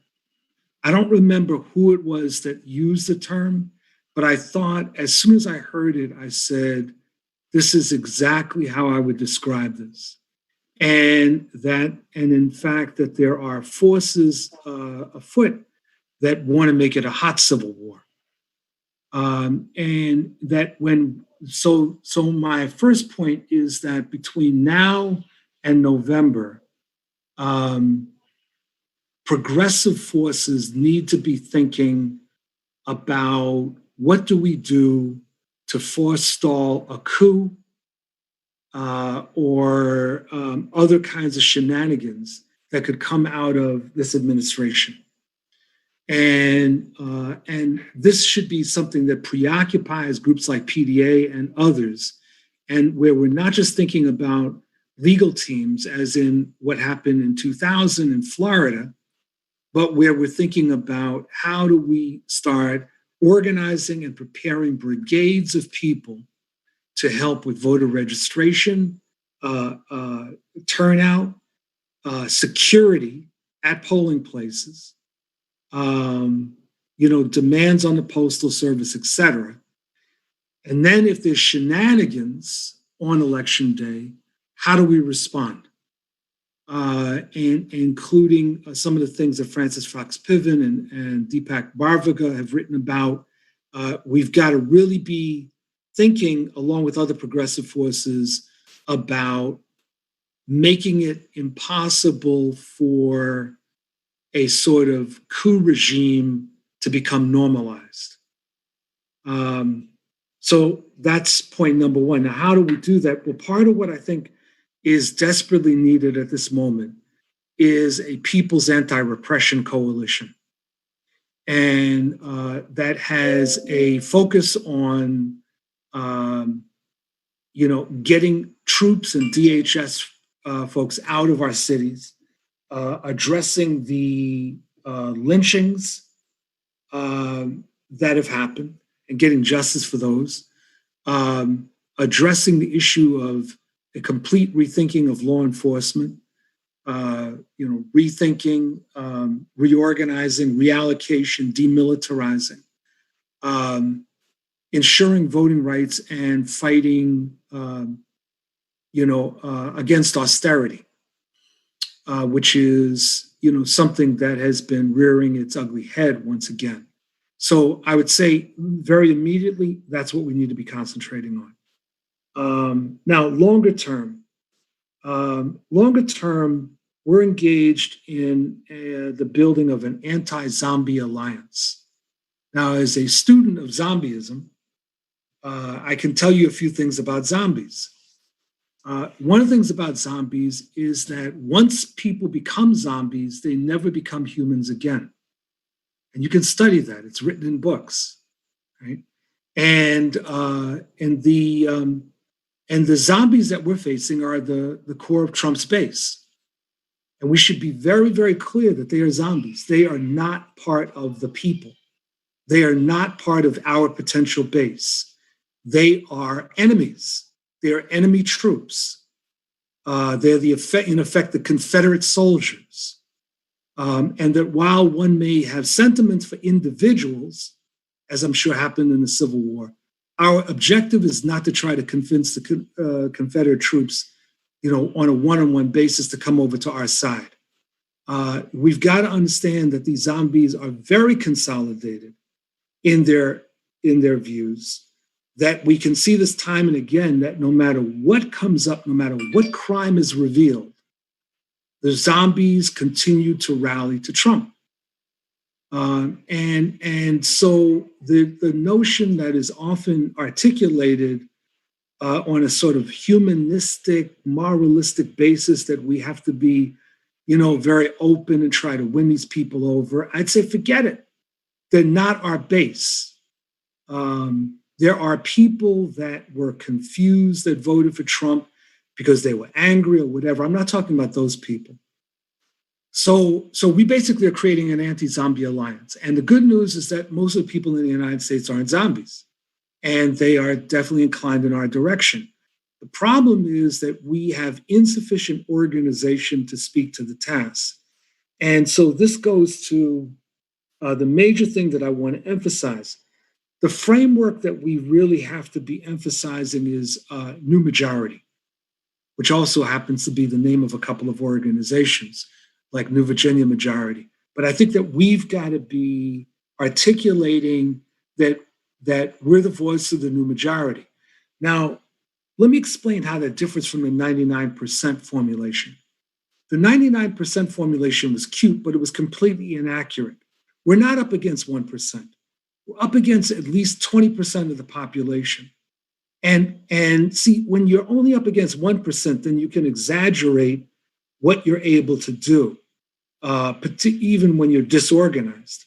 When you recognize that you're dealing with 25 to 30% of the population that ends up being the social base of the top 1%, then it's a different thing. And that's when organization becomes critical. So we need to be formulating our work as the voice of the new majority. And that to me means that organizations like PDA need to engage immediately in discussions with the Working Families Party, with the New Virginia Majority, the New Florida Majority, and others about building some sort of front. Now, this front may be in the immediate part of this People's Anti-Repression Coalition that I was discussing before. But longer term, it really is a fight, a front that's aimed at fighting for governing power. In other words, we need to really be fighting to take over cities, counties, and states, and not just backing Democrats who we happen to like and feel sympathetic to, but really identifying our own candidates and carrying out this battle over the next number of months and years, assuming that we have that time. The platform for this is certainly contained within the notion of the Green New Deal. And if we look at that very broadly, we have a basis for what I think is a very broad front where we can win and where people are looking for leadership. Now, here's my final point in the interest of time, because Alan, I wasn't sure whether you wanted to have a time for questions or comments or responses back to me. But I feel that one of the things about, well, let me put it like this. For a number of years, most of us have been feeling a profound level of anxiety about what's going on in the world and in this country. And I would argue that at the core of that anxiety is the coming together of two dramatic crises, the environmental crisis and the economic crisis. And the economic crisis isn't just about the temporary downturn in the economy, but it really is about overproduction and overaccumulation. It really is about the financial manipulations and speculation. And that and the environmental crisis in a neoliberal environment has led to a crisis in the legitimacy of the democratic capitalist state, not just in the United States, but you see it around the world. And in that crisis, a number of things can happen, and we've witnessed some of it. The growth of right-wing populist movements, including but not limited to neo-fascists, that had been entering into this crisis of state legitimacy and basically saying the state is not serving you, whoever they happen to be targeting, and it's serving someone else, and we've got to do something about it. And these right-wing populists, whether they are serving a neoliberal agenda or a kind of welfarist, racist agenda, they're making the same argument.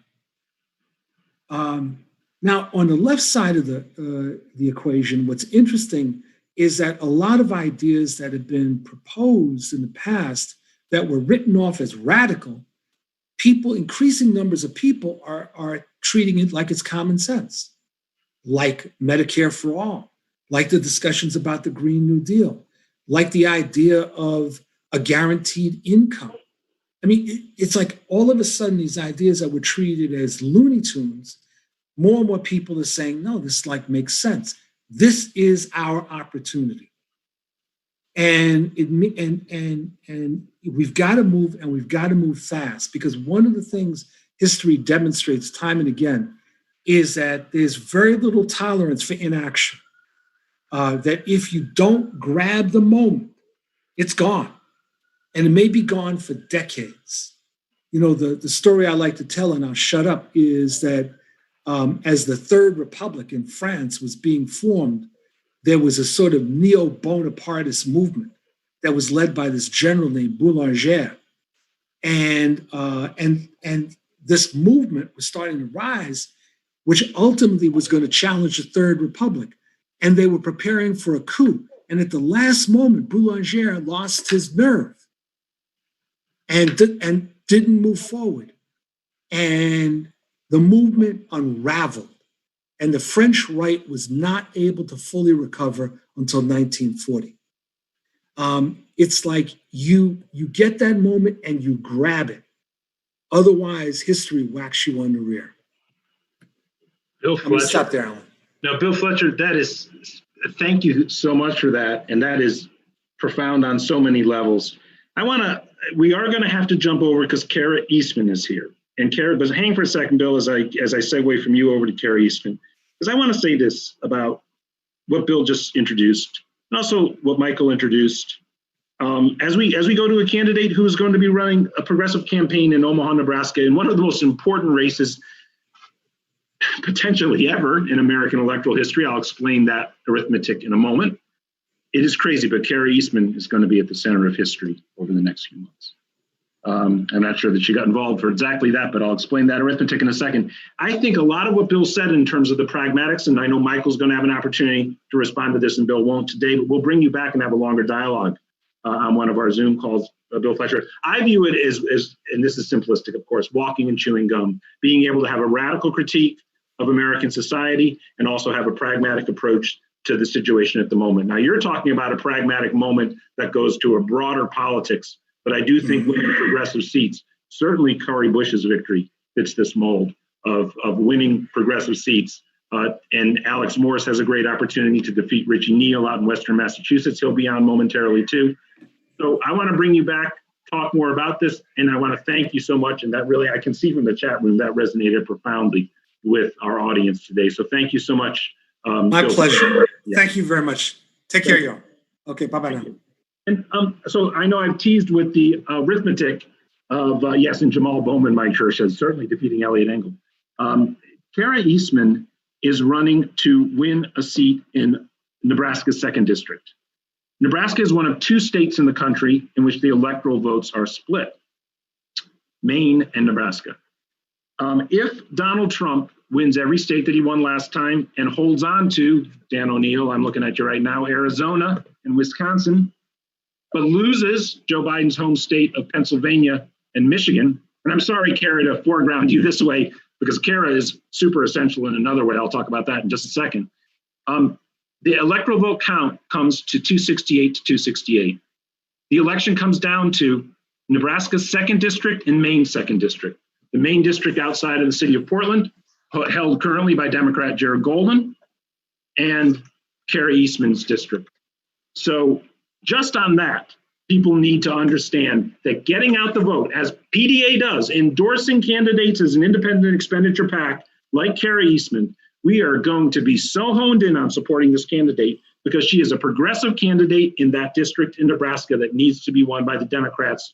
It's as important as the states almost in our crazy, ridiculous electoral college election system. Now, Kara Eastman is also super important, and this goes somewhat to what Bill Fletcher was talking about, which is that she will be a champion progressive in Nebraska. And the reintroduction of real progressive politics into congressional districts that have been held by the Republican Party and that the Republicans have been dominant in the region is going to be very important as we try to transform the politics of the United States of America. Because it is my belief that if Kara Eastman wins in November and she becomes the congressperson this time, she almost won in 2018 and wins this time, she will be introducing politics into the region of Nebraska, we all know where it is on the map, that are going to be so profoundly popular with her constituency.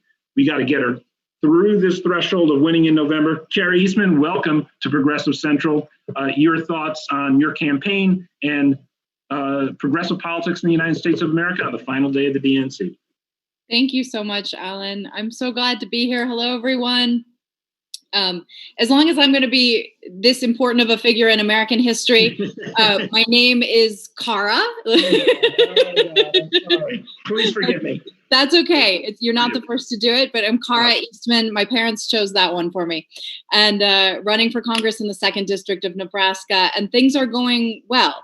We are ahead in the polls, and the district has been upgraded to toss-up from lean Republican, which I think is a testament to the strength of our campaign, as well as just the changing demographics of the district. And frankly, we have a lot of disenchanted Republicans and independents here who are leaning Democrat. So we're working really hard. It's obviously a challenge to figure out the best practices of running during a pandemic, but I'm really proud of my team who immediately reconfigured. And we've just been making a lot of phone calls, writing a lot of postcards, doing a lot of texting, and doing a lot of digital outreach that is targeted to our community.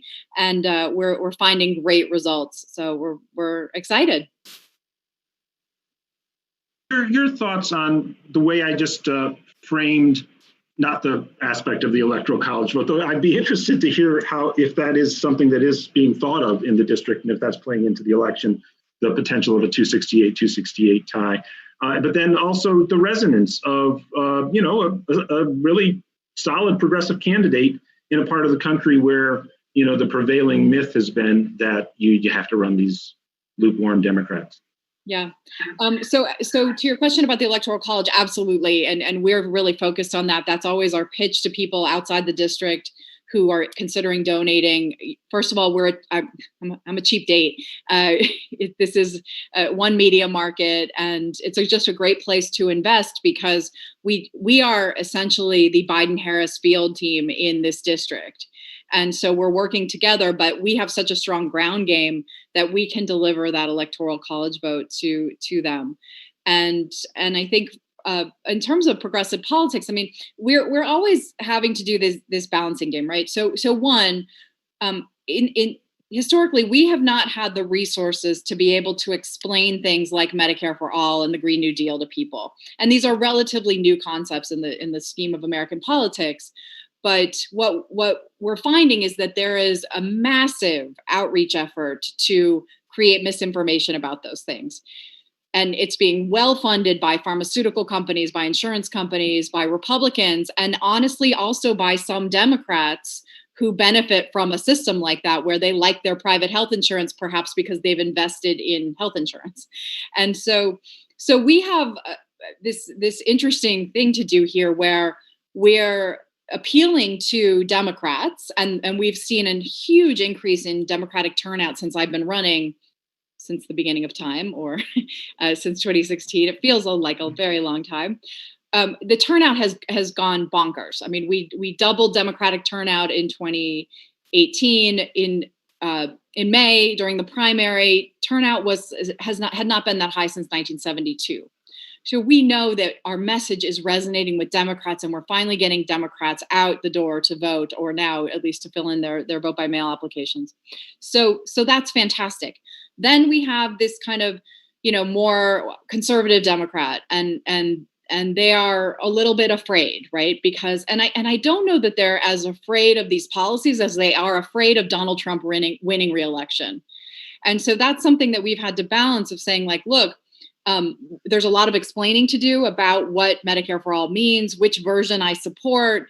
And actually, I've had some interesting conversations with people who were, instrumental in getting the ACA passed, who have, here in Nebraska, who have said, like, I don't know about this thing. And when I actually lay it out for them in 2 or 3 sentences, they say, oh, well, that makes a lot of sense.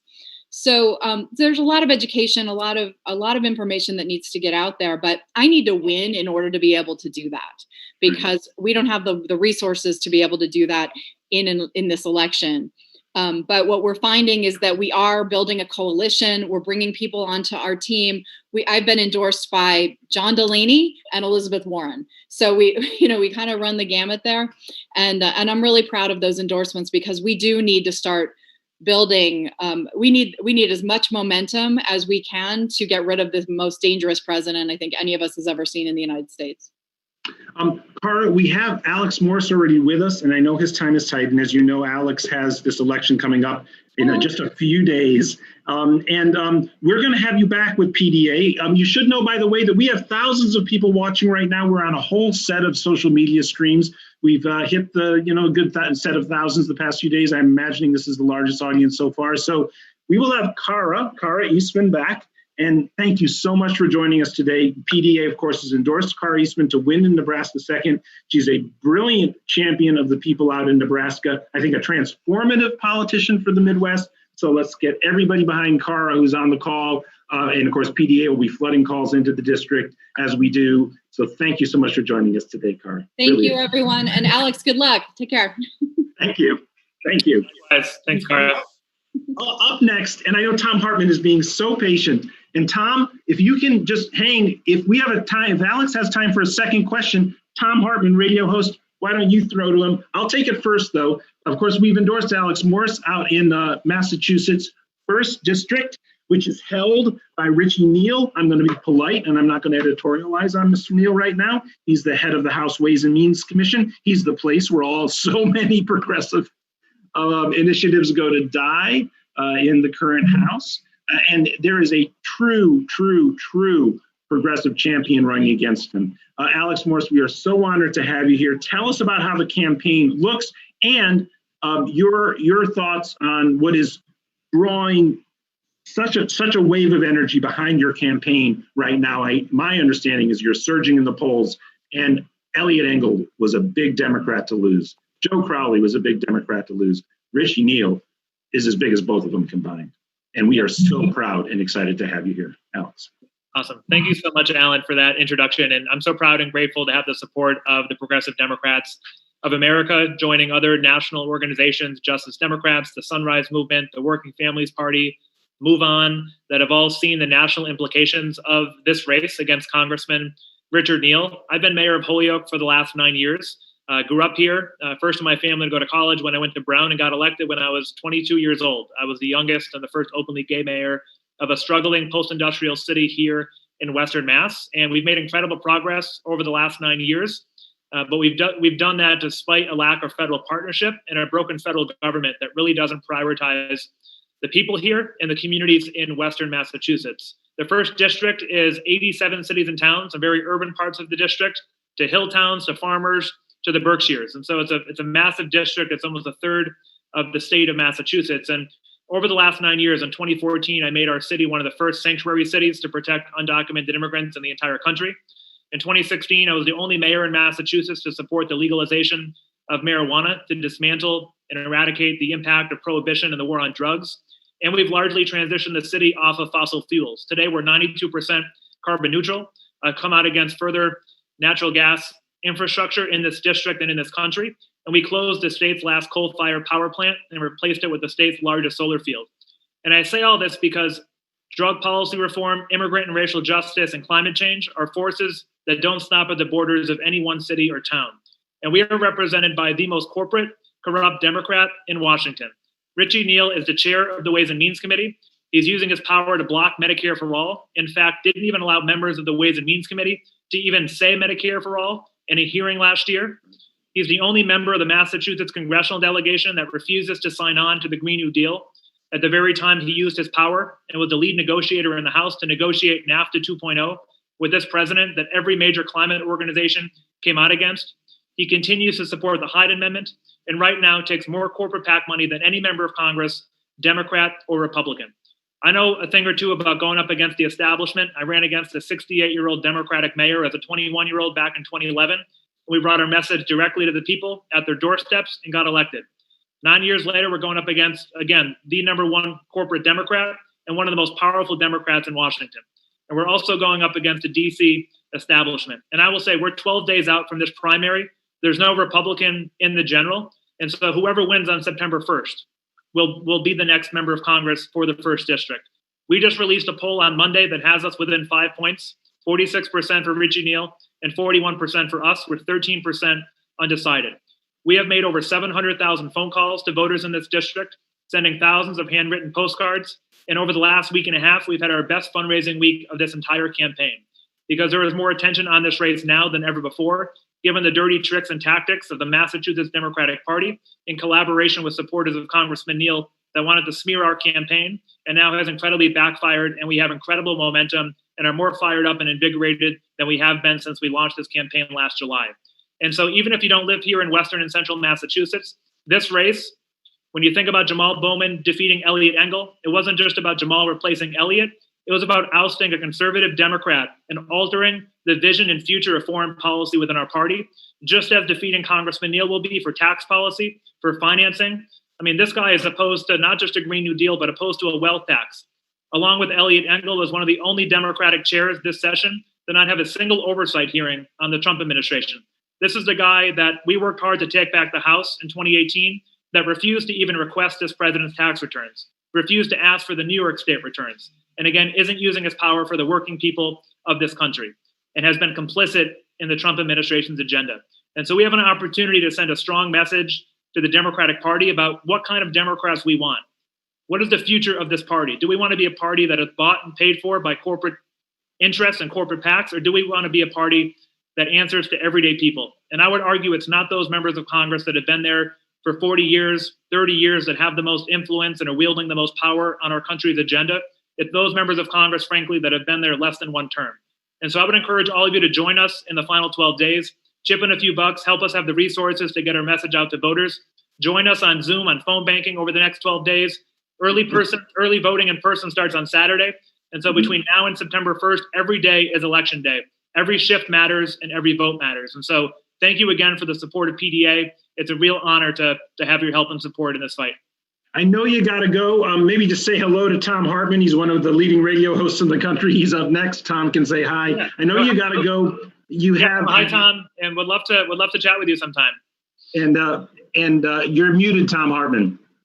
Can we unmute Thom? But also, I do want to let people know that Alex does have his final debate tonight. That is right, folks. His debate is somehow situated on the same night Joe Biden's accepting the nomination at the same time. But he has that tonight, and we are going to be doing everything. As you know, Alex Morse, and you know Thom Hartmann, that PDA has its roots right at the intersection of Jim McGovern's district of Massachusetts 2nd and Alex's district in Massachusetts 1. So we are all in for Alex Morse. Thom Hartmann, say hi to Alex Morse. And Alex, I know has to go, but say hi. Hey, Alex. Please reach out to us, and I'll, there's my contact information. Alan can give you my contact information, and we'll get you on the show this week. I would love to support you. Awesome. Fantastic, Thom. It would be an honor. And look forward to chatting, and we will follow up to connect, okay? Thanks. Yeah.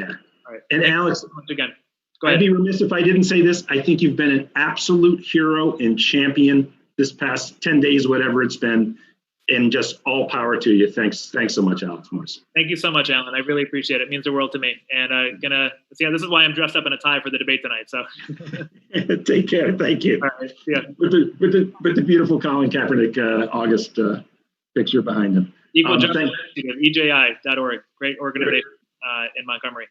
Oh, brilliant. Thank you so much, Alex. Yep, take care. So on to Thom Hartmann, who's been so patient. And Thom, I really, really appreciate your allowing us to breathe out. We've got a little more time now. So your thoughts on the final day of the 2020 Democratic Convention. Of course, you are really one of the founding figures of Progressive Democrats of America. We're so honored to have you here today. And your thoughts about the progressive movement and where we sit. Some of the themes that William Fletcher mentioned about how closer we have become to seeing progressive political empowerment in the United States of America, what it will take to push us across the finish line, or even get closer. Go ahead, take it away. Sure. My thoughts exist on a bunch of different levels, and I'll try to ping off a few of them. By the way, I don't know your schedule and who's up next and all that kind of thing. How long? I think you've got some breathing room here. The next is Mike Siegel down from Texas 10th at the bottom of the hour. We've held the audience. Again, everybody should know, Alex's people should know, we have thousands of people watching on our streaming media. We're even being streamed by People for Bernie, which is quite a social media behemoth. So you got time. We'd love to hear your thoughts. And Michael Lighty can comment afterwards. Sure. And I'd be interested to get Michael's take on my thoughts, because I think that we're, we'll see whether we agree or not. My sense of it is, as I said, on a couple of different levels. The first is that our house is on fire. This is, I believe, and I agree with several of the speakers last night from the Democratic Convention, that this is an existential crisis. Donald Trump does not understand democracy, or if he does, he doesn't believe in democracy. The people around him don't believe in democracy. We have autocrats in office. It's clear to me that if Donald Trump is not being coached by autocratic leaders, including Vladimir Putin and others, that he at least is using their playbook. I mean, we're seeing the playbook that most recently, arguably, Viktor Orban used in Hungary to basically destroy democracy. Hungary had become, a vibrant democracy. It was they're a member of NATO. They were a member of, they're a member of the European Union. And then Orban came in and captured the courts, captured the media, captured the corporate side of things, and has functionally shut down democracy altogether in Hungary. And Donald Trump is going step by step doing the same things. And he's not going to give up, and he's not going to back down, and he's not going to be easily defeated. And I think we all know that the day after the election on November 3rd, or the night of November 3rd, or November 4th or 5th, he's going to run George W. Bush's playbook from 2000, which is to say, when the vote in Florida was in doubt, but Al Gore looked like solidly that Al Gore was ahead, and we know a full year later, when the New York Times and the AP and others did a complete, and the Washington Post did a complete count of all the ballots. They brought them up to New York in a giant trailer truck and took a whole year to count them. They found that by any measure, Al Gore won Florida. Mm-hmm. And Bush knew this. He knew that this was coming. He knew that Al Gore was the president. And Al Gore, by the way, won the popular vote by 500,000 votes. And so Tom DeLay and Roger Stone, Tom DeLay sent his people. He didn't go down, but Roger Stone went down to Florida and ran this operation. They call it the Brooks Brothers Riot, where they were banging on the windows of the counting place in Miami-Dade County, and saying and had Fox News, basically Bush's nephew on Fox News, saying that Bush won and now Gore is trying to steal it from him. In fact, they called him Robber Man or Stealer Man or something like that. They had some slogan for Al Gore, and it worked for George W. Bush. I mean, even though the Florida Constitution requires a recount on any election that's closer than 1%, and this was just a few hundred votes, and the Florida Supreme Court ruled that there had to be a recount. George W. Bush was able to get the U.S. Supreme Court to stop that recount and basically hand the presidency to him. And there's no doubt in my mind that Roger Stone is running that same playbook. I mean, he ran it in 2000. He's going to run it in 2020. He's doing it right now. And particularly given, I mean, this mind-boggling statistic, this is from MU Law, that among those who say they will vote by mail, 81% support Biden, 14% support Trump. Right. So, we know what's going on. And so our friggin' house is on fire.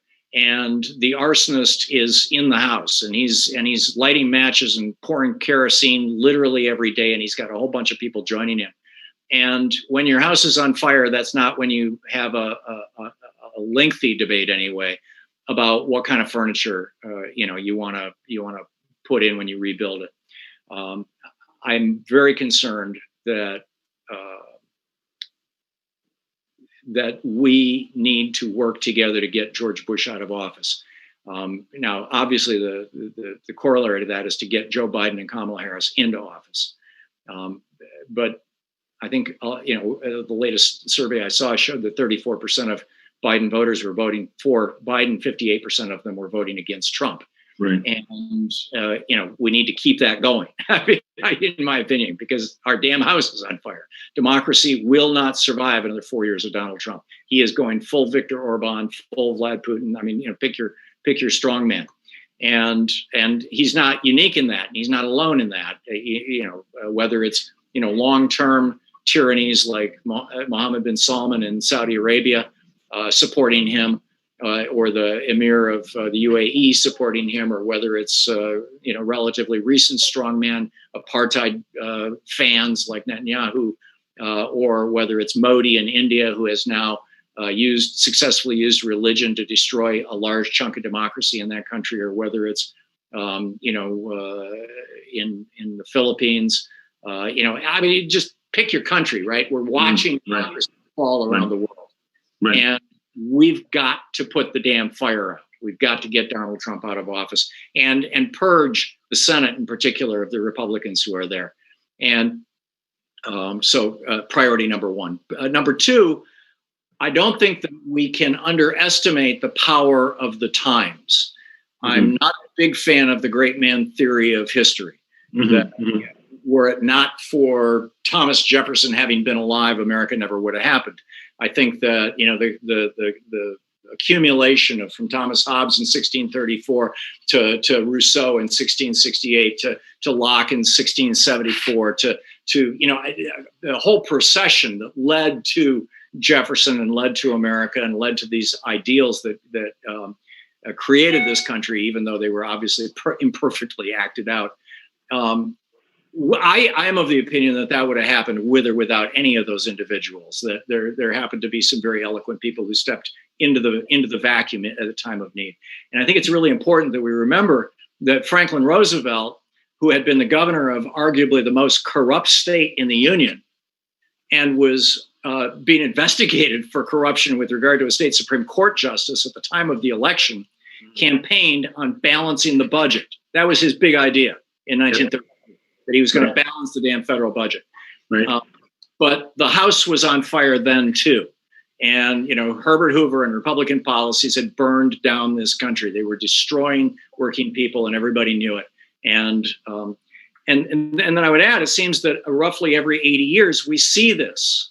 And it reminds me of Arnold Toynbee's famous saying that when the last man who remembers the horrors of the last great war dies, right, each great war becomes inevitable. There you go. had the Republicans and the Democrats who joined them in 1999 on the floor of the Senate to say, oh, we need to blow up Glass-Steagall. It's worked so well, we don't need it anymore. Had they tried doing that in 1969, when there were still people in the Senate who remembered what it was like when Glass-Steagall was passed, they would have laughed off the floor of the Senate. But those people were all dead. And, now the people who remember the Bund and who remember the fascist movement and the rise of Lindbergh and, everything that was happening in the 30s, that those people are largely dead too. Or if they're still around, they're not being listened to. And so there's, a couple of generations that are rediscovering history and having to basically reinvent the times right now. And we need to recognize that and honor that. So, in essence, what I'm saying, I think, is that I'm actually very optimistic about the future. I think that if we look at the arc of history, 80 years ago, we had, the Great Depression followed by World War II and then the New Deal, or the New Deal and then World War II, but it got played out after the war. 80 years before that, we had the rise of the oligarchy in the South and the declaration of war against the North, or against America.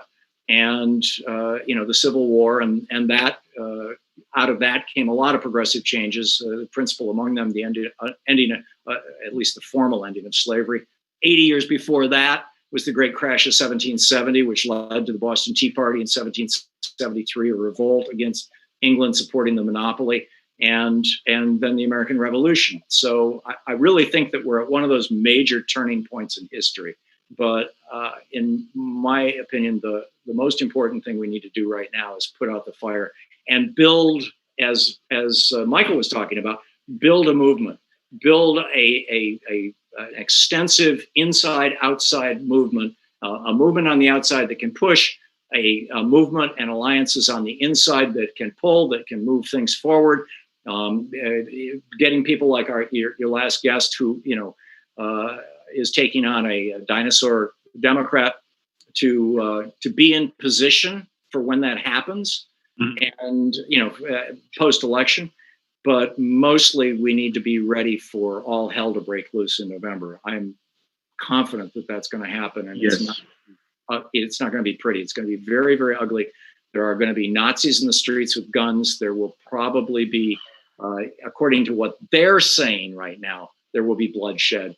I think that Portland, the town that I'm talking to you from, we saw the dress rehearsal for this. I think that Trump moved those troops, and he's pulling them out of ICE. ICE is now, they have now, first of all, the Republicans have recruited 50,000 people to confront people in the polls. This is the first time since the 60s that they've been legally able to do this. The restraining order against them expired last year, and that went back to the 1980s. And so expect to see bikers and police in uniform who are off duty at the polls, intimidating people all over the country. They got 50,000 people that they've signed up to do this, so-called poll watchers. At the same time, ICE, which has become Trump's private police force, and that's who he was sending here to Portland, ICE and other people within the immigration department, they are the one police agency in the federal government that is completely loyal to Donald Trump and that he never trashes. They have opened an academy for Proud Boys and 3%ers and other assorted right-wingers to go through, where they're teaching them how to use weapons and how to perform citizens' arrests. They just graduated their first class, thousands of these people. It's all being done basically under the radar. Those people are going to be doing crowd control and riot control in November and December. They are getting ready, and we need to be getting ready for something that we haven't seen in this country since the Civil War, which is, absolute chaos coming from within our government as well as outside of our government. And so, whether a particular candidate is saying, yeah, I'm for the public option, or whether they're saying I'm for Medicare for all, right now, I'm perfectly willing to hold in abeyance that debate until January. Although, it's always good to talk about, and I do regularly on the radio. Right. But I don't think that a lot of people realize how serious this is going to get, and frankly, how deadly it's going to get. These guys are reading the Turner diaries. You know, this is a novel that came out back in the early 70s in which an activist, a white supremacy activist, blows up the federal building in Oklahoma City. And as a result of that, the president clamps down and says, we're gonna take everybody's guns away. And the white Christian gun owners rise up and start slaughtering people of color, Jews, Hispanics, Black people. Just a slaughter across the country. And at the end of the novel, you know, the last guys standing are the good white Christian gun owners. And that has had such a revival in the last 6 years, and particularly in the last 3 years, that novel, and the movements that have grown out of it. And it's now incorporated itself into QAnon, which now has millions of members. It's a murder the opposition strategy. And these guys are openly talking about this. And we need to take them seriously and get ready for this fire and be planning on how to put the damn fire out. How are we going to stand up when what they did here in Portland comes to your town? Because they're going to come to your town. They're going to, destroying the mail devices. And if you look at the places where the machines were scheduled to be removed or have been removed, you overlay that map on the map of where Hillary Clinton, performed in the last election, and there's almost 100% concordance. We need to be ready for this. So, end of rant, I guess. Thank you. And we've been joined, by the way, Norman Solomon is going to join in the conversation this hour. We're going to go back to Michael for a thought, then over to Norman, then maybe back to Thom. We do have 3 other components for this hour, just for the house cleaning to make clear, because they're all exciting. We have Mike Siegel joining us from Texas 10th for a few minutes at the bottom of the hour. We have Nina Turner joining us for the final 15 minutes.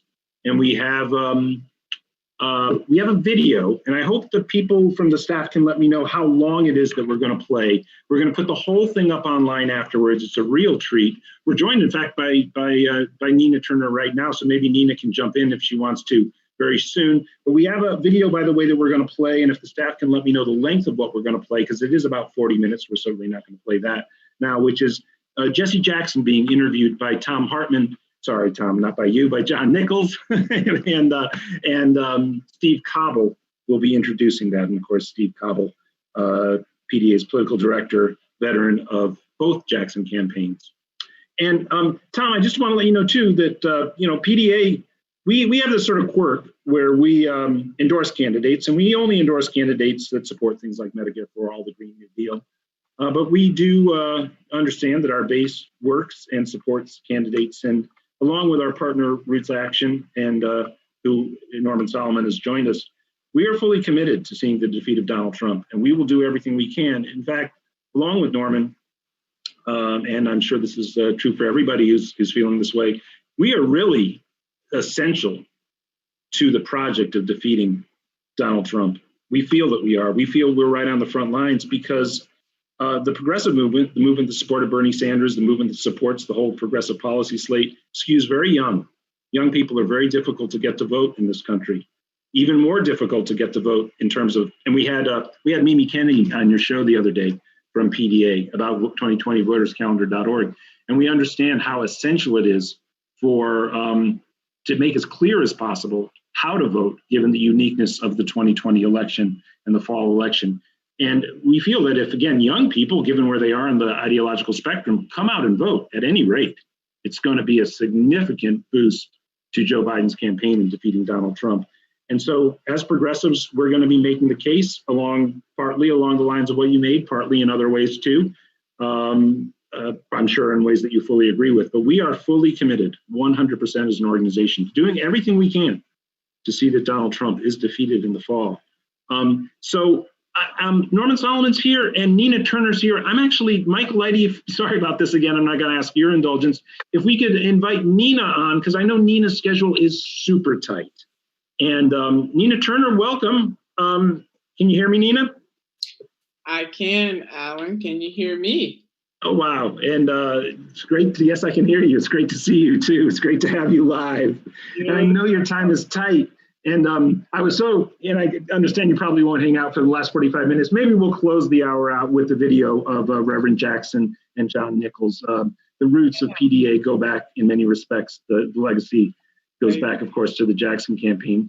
But your thoughts right now, Nina Turner, on defeating Donald Trump, the DNC as you've seen it, and the way path forward for progressives and progressive politics in the United States of America.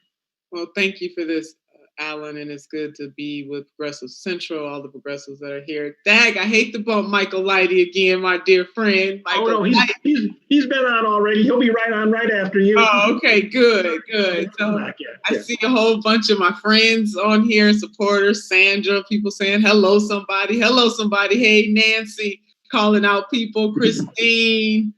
Oh my God, Catherine, all of you. I can't call out everybody. Hello, somebody. Just sending love right back to you all. Alan, I got a chance to listen to what you were saying. I think you might have been answering a question. I mean, we know very clearly that a neo-fascist is, President Trump is a clear and present danger. And that doesn't mean we got to sell out on what we believe and know that we need to fight, our righteous indignation. I just had the pleasure and privilege of interviewing Secretary Robert Reich for my podcast, Hello Somebody, and he illuminated, and I hope that all of you will tune into that, which it'll be posted in about 2 weeks, but just illuminating the clear and present danger that Donald J. Trump is, that President Trump is. And so I know for progressives in this moment, it's hard because our candidate did not win. And I feel that frustration. I want to absorb that frustration because one of the mistakes that I think is being made within the DNC apparatus is to just dismiss that emotion and say to progressives, because Donald J. Trump is dangerous, get over it and let's get on board. No, that's not enough. We already know that. President Trump is definitely dangerous, no doubt about it. He is a neo-fascist, no doubt about it. And as Dr. West has articulated, I think as clear as anybody can, a neo-fascist is the most dangerous in this moment. That doesn't mean you got to like any of the things that are going on right now. We must continue to fight. It is the fight that we are putting up that is making the change. And we are only going to grow stronger if people take that anger and that frustration and turn it into organized action. Baby, ain't nothing they're going to be able to do with it. They're not going to be able to touch it. So I do want you to know that even for those of you who think it's untenable, that you have untenable choices. One is more untenable than the other. We got to come on and weigh this out and let's have a family conversation about it. Your vote can be just against President Trump. It is a binary decision. Well, we only got 2 choices.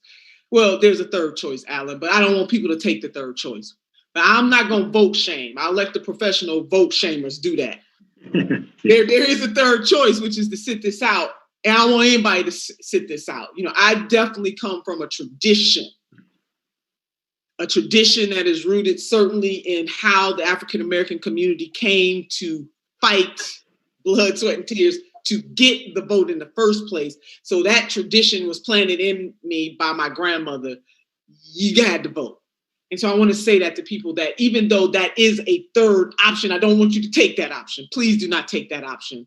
Because the greatest equalizer that we do have is the notion of being able to go and vote. And even though President Trump is doing everything in his power through, I want to say that, messing with, I want to use another word, insert it, with the post office, and that has to be dealt with. All of that, you still got to get out there and vote. A lot of this will be vote by mail. And so we got to make sure that younger voters who may not necessarily, Alan, they might not even deal with that vote by mail. This is going to be a challenge. This is going to be an uphill battle. Don't let the polls fool you. A lot of people who do support Mr. Trump, President Trump, are probably not going to say so. So we can't get giddy about this. This is going to take all hands on deck to defeat this man. But if that's what it takes for you to get out there and vote, you got to have that in your mind's eye. We still need vision and provision. None of that stuff changes. None of what we fought for changes.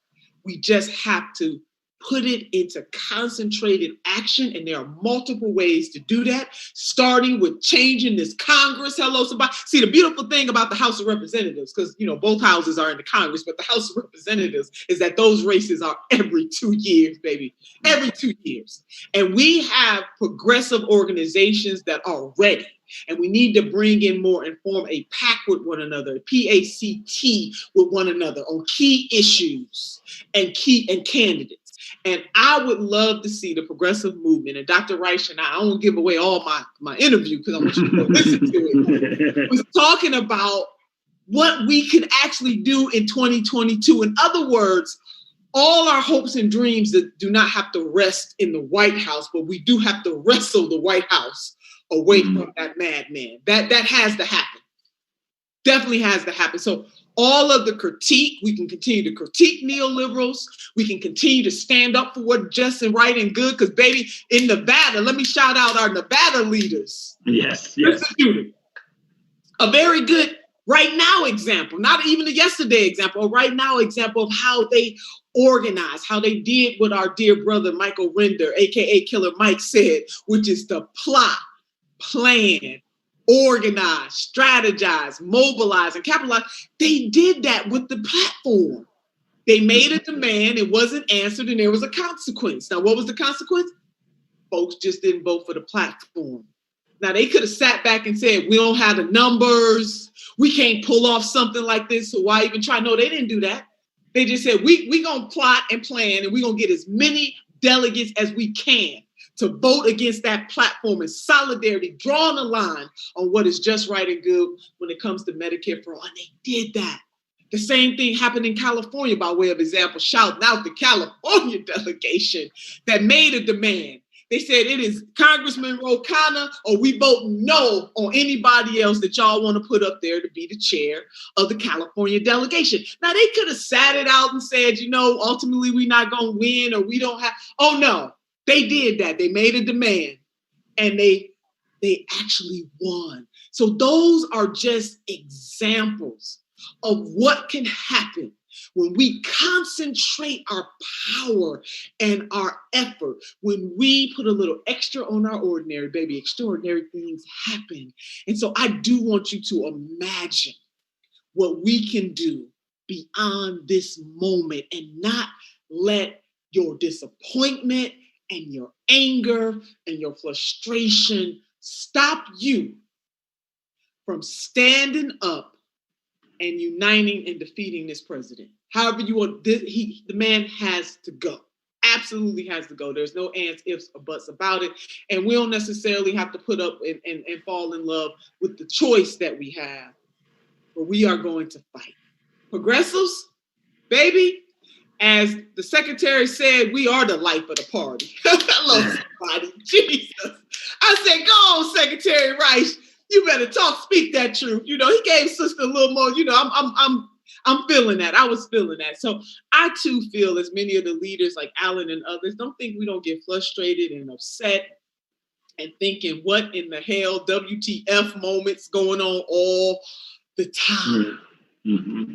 But any great movement, all great movements and changes that have happened in this country where material differences were made, it is because of the grassroots, people just like you who had and shared similar frustration and anger and anxiety about choices throughout the course of history, but they did not relent. And we are, sisters and brothers, the 21st century version of those freedom fighters, of those liberators. We are, in the words of Sister Ella Baker, we who believe in freedom cannot rest. So progressives, go on and get ready. Just know that you will never, ever have a moment of rest, because where there is injustice, baby, there will be a progressive. We need the primary neoliberals. Hello, somebody. Either they don't see it our way or they're going to get primaried. And what is our way? Because you might say, Sister Senator, not you. Oh, no, what is our way is the way that the overwhelming majority of the American people feel and need. They might not necessarily call it progressive, and that's okay. But over 69% Medicare for all, check that box. Majority believe that we need a Green New Deal, that we got to deal with climate change. Go and check that box. Majority of Americans believe that we have to reform a criminal justice system that is racist and bigoted. Go on, baby, check that box. See, what we are fighting for is not fringe. It's right on time. Many of you heard me say that on the campaign trail, but it ain't radical. It is right on time. And I assure you that the American people are on our side. They just might not frame it in that way. So know this, that we are fighting for what is just and right and good, and that doesn't change. Know this, that there's going to be a day of reckoning with the progressives. Know this, that we are not going anywhere. Know this, that there have been generations before us that have had the same fights and have been victorious. Know this, that we stand in the ready position for past generations, for the present and for future generations. And if I may close with my sister Rosario Dawson, where we were on the road together in 2016. And she said these words to a group of activists, and I can't say it any better than she said. She said this: I am here to encourage your courage. Hello, somebody. I am here to encourage your courage. So I want to leave you with that. And if you use that quote, make sure you say I was quoting Rosario Dawson, because he needs to get her credit for that. That is so powerful. And I want you to ask yourself this question: how many people's courage can you encourage? That is what we are in the business of doing as progressives, encouraging each other's courage, because our mission is so high we can't get over it. Our mission is so low we can't get under it. And our mission is so wide we can't get around it. And baby, with these hands, it might not have come through a presidential election, but make no mistake about it, with these hands we will have Medicare for all. With these hands we will have college for all. With these hands we will cancel student debt. With these hands we will have a humane immigration system. Hello, somebody. With these hands we stand in solidarity with our Palestinian sisters and brothers. With these hands we will change a criminal justice system that is rotten to the core. With these hands, we will eradicate systemic racism. And with these hands, together, we will triumph and pass that baton to a next generation of freedom fighters that will do it again and again and again. Progressives, Dr. Robert Reich is right. We are the life of the party. All right, Alan, baby. Yes. Come on, job, Darity. Yes. I love y'all. The podcast is Hello Somebody. Hello Somebody. I will be watching it everywhere. Thank you so much. Thank you. And just so honored to have you here. And Michael Lighty, you're going to be up in a second. But right now we got Mike Siegel is going to be joining us. He is the candidate progressive champion down in Texas. 10th, who's going to flip a Republican district. Just a fantastic progressive candidate. And I believe that Mike is with us, and we're going to be getting over to Michael Lighty right after Mike Siegel, and we're going to be getting back to Thom Hartmann and Norman Solomon as well, and then closing out with Jesse Jackson and John Nichols with Steve Cobble introducing. So I want to say this about Mike Siegel so that people can understand, again, a super, super, super important election. Texas 10th, this isn't an election that will be coming up in the fall, unlike Alex Morse, who we just heard from, who's running in September 1st, and unlike Ed Markey, who's running on September 1st in Massachusetts. So, Austin, Texas. Within Texas, it is, of course, a very, very progressive city and metropolitan area. And Lloyd Doggett represents most of Austin. But running from the Austin suburbs down to Houston is Texas 10th. And right now, a true progressive champion is running neck and neck with a sitting Republican, a congressperson. Mike Siegel almost won in 2018, and this time we really feel he's got an incredible shot. Now let's think about this again, just like we were talking about when Kara Eastman was on, that this is about introducing progressive politics, progressive policies, the parts of the country where they have not been winning elections in recent time. And simultaneously, this is a young gentleman who, when he wins, is going to be the progressive champion of one of the cultural capitals of the country, which is Austin, Texas.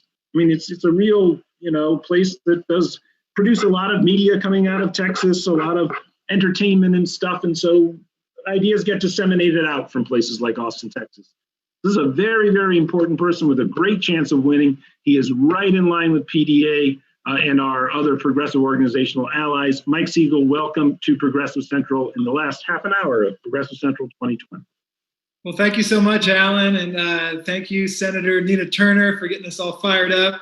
An extremely tough act to follow. If you had told me I was after Senator Turner, I might have been like, well, maybe next time, Alan. But really, really honored to have the support of the Progressive Democrats of America. Thank you all for what you do, for laying the foundation for really this new generation of progressive folks coming up, including my campaign here in Texas.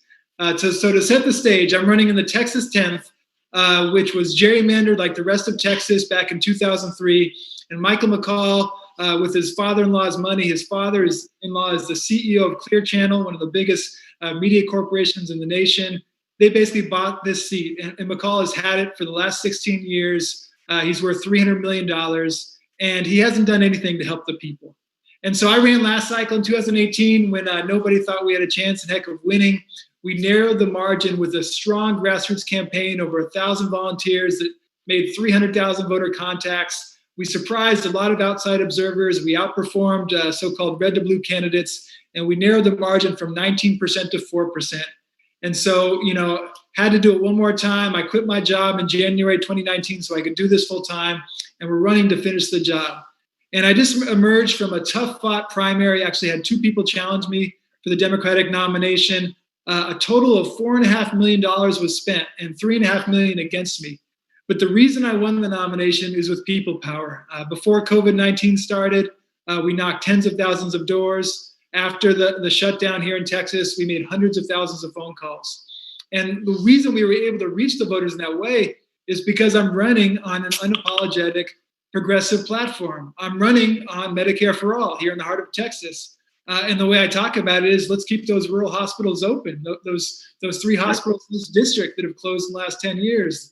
Let's keep people out of medical debt bankruptcy. Let's make sure that at a time of a pandemic, that you have no hindrance to going to get a COVID test. I mean, the New York Times wrote about how if you go to get a test in Texas, you might be billed $200 cash or $5,000 with your insurance. And so, we talk about Medicare for All. We talk about ending the war on drugs. Obviously, voting rights is a huge issue. And then perhaps the most controversial issue I've been running on is a Green New Deal. I'm running on a Green New Deal in a district that includes the Houston oil patch, all these people working in the fossil fuel industry, but that also in a district that includes a huge coal plant in the rural areas that's been poisoning the air and water for 4 decades. And across 7 rural counties that have basically unregulated fracking, including next to freshwater supplies for a lot of Republican voters still like to have clean air and clean water. And a key moment in this campaign is when I went to the Texas AFL-CIO convention, and there was actually a holdup on getting my endorsement. And I'll tell you, I was surprised. I actually come from a union family myself. I'm a 2-time union member as a public school teacher, later as a city worker. And my campaign is unionized. I mean, I thought this was a slam dunk. But those fossil fuel workers in Houston were wondering, what does a Green New Deal mean for me? Are you basically advocating to cut my job and my livelihood? And I let folks know that we're going to fight for a just transition. We're going to have workers at the table to make sure that the Green New Deal, first and foremost, is a national jobs program that creates millions of good new jobs, including union jobs, to put everyone to work rebuilding a renewable economy, rebuilding our infrastructure, and making sure we can transition from the fossil fuel era to a renewable energy era. And once I caucused with actually every union in the state over a 3-day convention, I won the unanimous endorsement of the Texas AFL-CIO Executive Board. And that's how we're going to win this race. That's why the Sunrise Movement made 100-something thousand calls for me in the runoff. That's why labor in both Austin and Houston is going to turn out big for me in November. That's why I've earned the endorsement of national groups like PDA, like Democracy for America. Move On endorsed me last week. We're building a real powerful progressive movement here in Texas. Obviously, it's not just my campaign. There are folks running for local office, state office, national office. And we're letting everyone know that you can win, even races like this. There's the traditional point of view that the only way to flip a red seat in Texas is to run to the middle, to be basically a former Republican or a military veteran. Don't talk about any real social justice issues. Just say access to care. Don't say guaranteed health care. But we're going to flip the script. And I think this race is one of the opportunities we have nationally. I think Cara Eastman's another one where we can prove that progressive politics can win in red districts. And I've actually, turned a corner with the National Democrats. I even got a check from Speaker Pelosi the other day. These folks are starting to believe that we can win a race like this. And I'll tell you, maybe it's a form of affirmative action, that the National Democrats need to have a few progressives as part of the slate. So anyway, big picture, I would be honored if y'all would join me in this work. If you can spell my last name right, you can find me on the web. Donate a few dollars, make a few phone calls. We're going to do everything we can do. I'm going to raise the money so we can have the ads and mail. We're going to make hundreds of thousands of voter contacts. We're going to do the relational organizing because, I need to work with the Muslim community, the Black community, the Latino community. We're going to organize in every sector of this district and show folks that progressives are going to fight for you, that we have the answers to the crises we're facing this moment.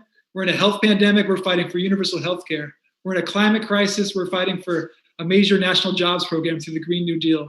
We're in a crisis of democracy, and we're fighting to restore voting rights and get that John Lewis Voting Rights Act passed. And so we have a great chance to win.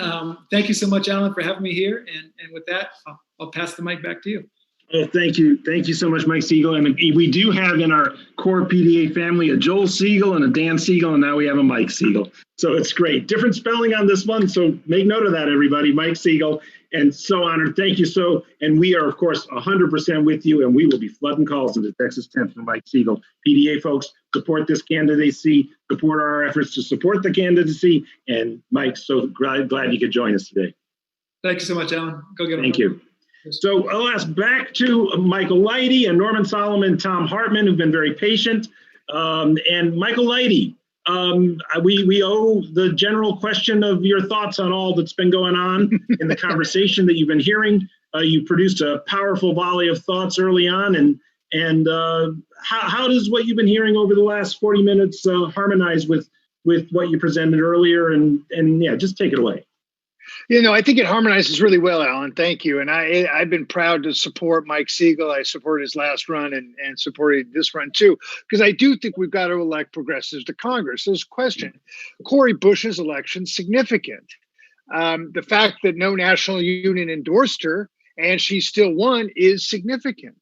I think, and it's a sign that this is a diverse movement, and also a sign we've got to pull some of those institutional players in our direction. Cara Eastman's victory would be very significant, as would Mike's. I really appreciated Thom's comments because it's clarity. Do not expect us to change Biden-Harris. Do not try to convince people that they are something they're not.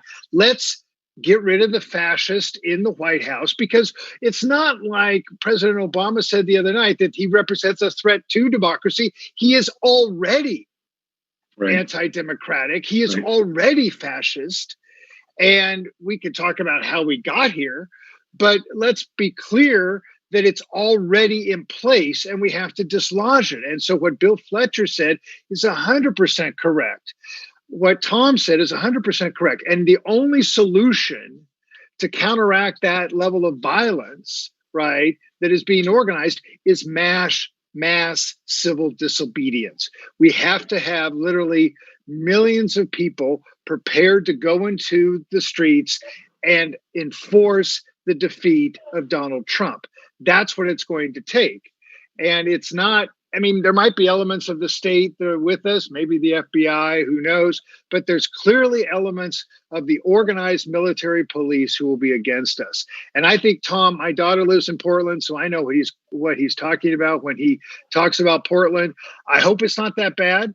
Because Portland, people don't understand, has an active white supremacist presence that's on the streets, So this is not abstract to the people of Portland. But I think the same thing that has to animate our organizing once we can have a Biden-Harris administration has to animate our response to the election and has to motivate our work for the election. And that's the defeat of Donald Trump. And partly why the Dem convention is a disappointment is because it's not motivating the base sufficiently. And that's our job.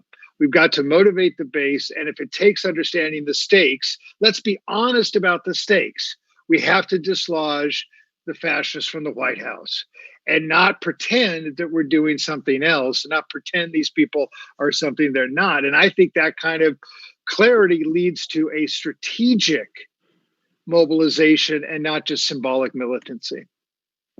Thank you so much. And we'll get to Thom Hartmann's response in a second. But first, I want to introduce Norman Solomon. Norman, who is, by the way, Roots Action, are co-sponsors of this event, along with Our Revolution.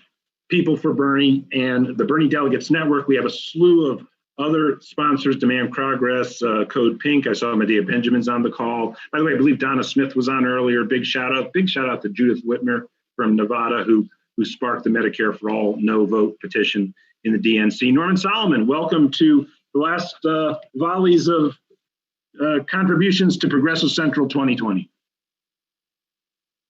Is Norman with us? I know we had him, we might have lost him. Looks like we've lost him. So over to you, Thom Hartmann. You're up. Thank you, Alan, and thank you. And thank you, Michael. Want to tip a hat to Nina. It's great. I don't know if you're still listening, Nina, but it is so great to see you. Louise and I often talk about the time we had dinner with you and your husband and in DC and all the many times that you've been on our program and the great work that we've all done together. The point of my rant before, to boil it down, and I think it's because I think I missed a therefore in there, was that, when I said I'm not a big fan of the great man theory of history, that history is defined by the people who happen to be around. I think that history is defined by the moments. And it's to what Nina said, which is that it has never been some great leader who rises up and says, I, Claudius, who changes the world. It's always been, as Margaret Mead said, it's always been activists. It's always been people from the grassroots. It's always been all real change, all lasting change, all change that goes deep into the soil and grabs hold has come out of the soil. It's come out of the grassroots. It's come out of we the people. And if we are going to successfully dislodge this fascist in the White House, that's going to require the action of the people. If we are going to successfully push back on what they are already planning and preparing for and already have at least 100,000 troops ready for now, between their so-called poll watchers, the 50,000 of those, they've added another 40,000 people to ICE in the last few months. If we are to confront that in the fall, we need the people. But I think most importantly, if we are assuming, which is a dangerous assumption right now, because Hillary Clinton was about as far ahead right now of Donald Trump 4 years ago as Joe Biden is right now. But if Joe Biden and Kamala Harris become our president and vice president, that's when our real work begins. And again, it's going to be from the grassroots up. And this is the extraordinary, powerful, important work that PDA has been doing from the beginning. I was so honored to work with Tim and so many of you for so many years on PDA. And this is the key. I mean, it's grassroots mobilization, waking up people, getting people out there and getting them active, even if out there means, just, talking on social media. I mean, whatever people can do from wherever they can do it. But we need to be ready for some rough times this fall. As I said, I'm here in Portland. We're seeing it firsthand, and it's damn shocking stuff. And it's far worse than what the media is portraying. Thank you so much, Thom Hartmann. It's really great to have you here. I do want to point out that behind Thom, on his right shoulder, is his brand new book. He has written this incredible series of books called the Hidden History series, and this is his latest edition on monopolies. And if anybody doesn't know the details of the CARES Act and what they did to strengthen the hand of monopolies, this is part of our immediate future too. So that's a very important work I recommend people picking up by Thom. It's called The Hidden History of Monopolies. And also, I really recommend people listening to the Thom Hartmann radio show.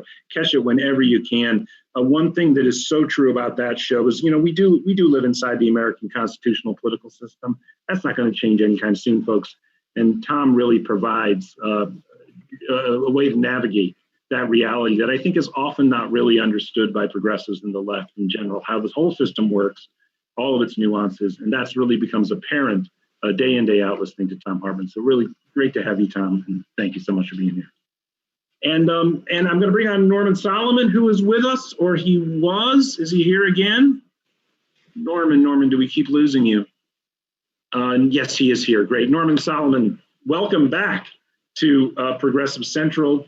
And he is the co-founder of and national coordinator for Roots Action, our co-sponsor of Progressive Central 2020. Norman, are you with us? I'm here, and I want to say it's just been so great for rootsaction.org to work really closely with PDA in what has seemed like an interminable lead up and the convention or so-called convention. So it's been an effort to bring and help bring more reality to a burlesque of sort of pseudo-democracy of this convention.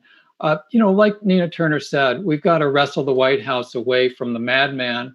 And Roots Action has a Vote Trump Out program in swing states. It's called votetrumpout.org. We premiered a video with Noam Chomsky talking about the essential need to defeat Trump. Something I want to emphasize when we go through the steps, and it's quite proper to talk about what happens after November 3rd in terms of even the election results, is that we need to ring up as big a margin as possible against Trump. We don't want it to be a very thin margin. Roots Action is totally ignoring all the safe states. I think it's a waste of time to try to convince people in New York or California to vote for Biden. It's a waste of resources and argument and all the rest of it.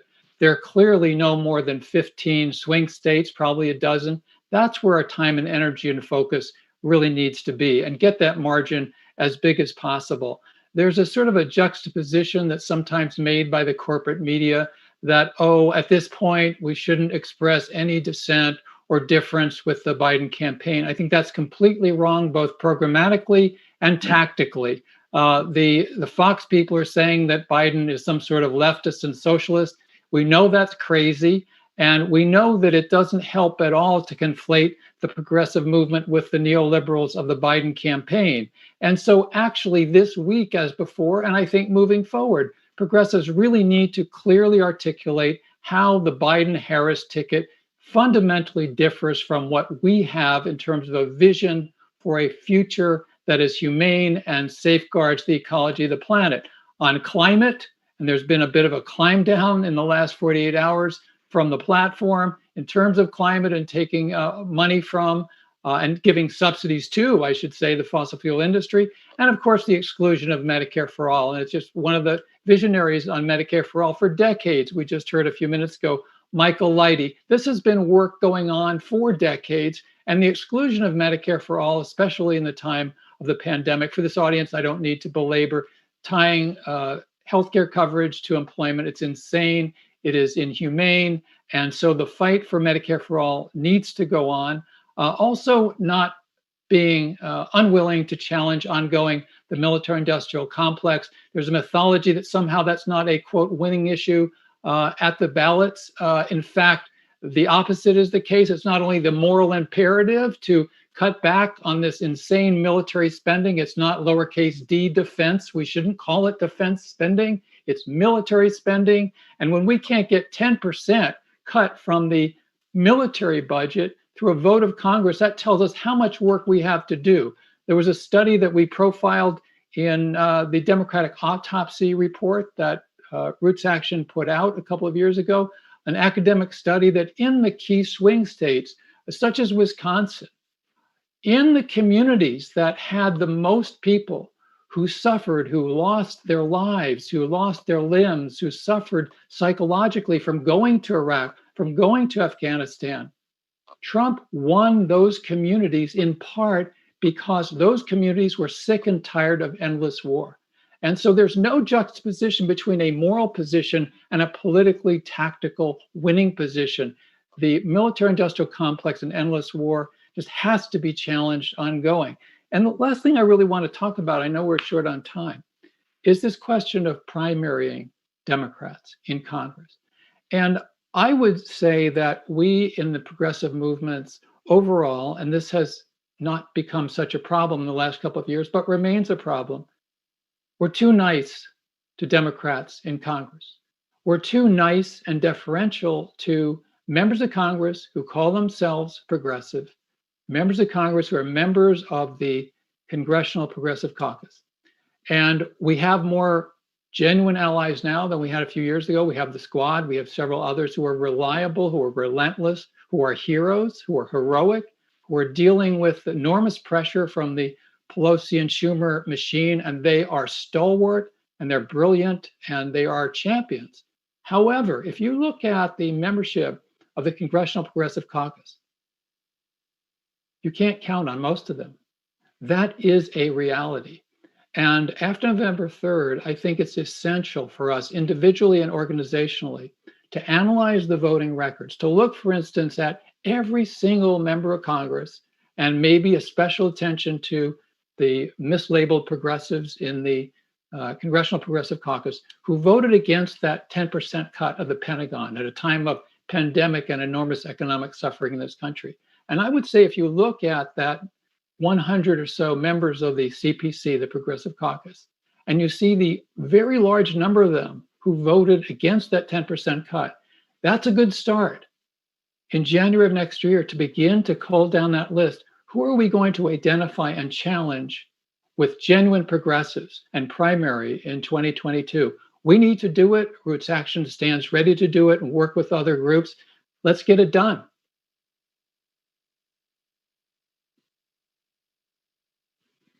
I am unmuted, and Norman, that is the PDA way. That is it. As simply stated as it could possibly be, and we're going to be doing that. We're setting up a mechanism where we're going to be tracking the votes of all the Democratic caucus. Earlier on, I spoke to my unfortunately lost comrade Antonio Gonzalez when he brought Raul Grijalva into our offices back when I worked at Pacifica Los Angeles.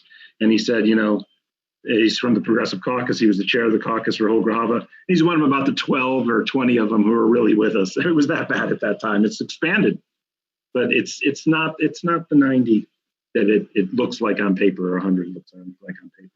And it's certainly not the 230, whatever it is, 35 that are the Democratic caucus, far from it.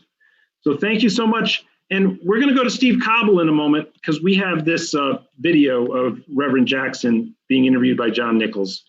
And we've held out to the end. It's a really incredibly special thing that we've had. And we're going to get to it in a moment, but we're going to put the whole thing up. And I hope people stick with it and watch it. Reverend Jackson can be a little bit difficult to understand. He's suffering from Parkinson's disease, of course, folks. But he's as sharp and incisive as ever. But just for a quick final thought, Nina, if you want to chime in one final thought, Michael Lighty, if you want to chime in one final thought, Michael Lighty, just a final thought. Thank you, Alan. I appreciate not following Nina, so I really do appreciate that. Nina, you're so awesome. My God, I miss you. Just quickly, I want to reiterate what Norman said and what you've been saying, Alan, others. We have got to really help create a disciplined progressive caucus of as large a number as we can that can leverage our progressive power on key congressional votes so that we're able to insist that, yes, we might ultimately support your healthcare reform, but you've got to mark up and have a floor vote on Medicare for all, for example. You've got to mark up and have a floor vote on the Green New Deal. We've got to have real fundamental reform of mass incarceration and the police, residential segregation, and so forth to really confront and end white supremacy. We need that disciplined force in the House. I think progressives have to focus on influencing progressives and using that inside-outside strategy to build that alliance that can no longer just go along with what the House leadership dictates, because after all, it's not the House leadership primarily, it's the donors. And when Biden-Harris raises tens of millions of dollars from big tech and Wall Street under the promise that nothing's going to fundamentally change, believe them. And that's what we have to confront, and we have to help our progressive allies in Congress do so. So thank you for including me. This has been awesome. It's great to see you all. Honored to have you here, Michael. I once was watching, I don't know what it was, CNN or MSNBC, and Michael Lighty was on. I don't know when that was, Michael Lighty. It was many years ago. I don't think I'd even met you before. And he had hair. And it was like, my word, who is this guy? Why have they let him on? He's making way too much sense. Nina Turner, we all love you. And Susie Shannon and Thom Hartmann and Donna Smith and everybody. But unless anybody wants to throw in a final thought from that crowd, let me introduce everybody to Steve Cobble. Of course, all of us at PDA know Steve, and Steve is our political director. And Steve is somebody who worked on the Jackson campaign, was instrumental in PDA playing the role that we played. To date, our most important intervention in American politics, when Tim Carpenter and Steve Cobble and a group of people decided to launch the Run Bernie Run campaign. And Michael Lighty was probably involved in that. I don't know who all was there. I wasn't there yet, but I know Steve was central to it. And that has changed and catapulted us into the phase of political history, American political history that we're in today. And this is what we are building upon and working to build upon as we choose to transform American society to such a degree that we lift this now still dominant unified national economy out of neoliberalism and into a new phase towards social democracy in the United States of America, more equitable, just society, one that's living in balance with the planet, et cetera. And that was really brought forward and catapulted forward by the Sanders campaigns in 2016 and 2020. And Steve Cobble played an instrumental role in getting that all started. So I'm very honored to introduce you, Steve Cobble. And I understand you're going to be introducing a video featuring your old friend, Jesse Jackson. So take it away, Steve. Thank you, Alan. And I take it as an act of mercy that you skipped Nina there, and so I didn't have to follow her, since I've had to do that before too. Well, I think Nina as Mike Siegel said, that's a tough act. Well, Nina can chime in anytime she I likes. can't. I can't. Yeah, I know that. Yeah.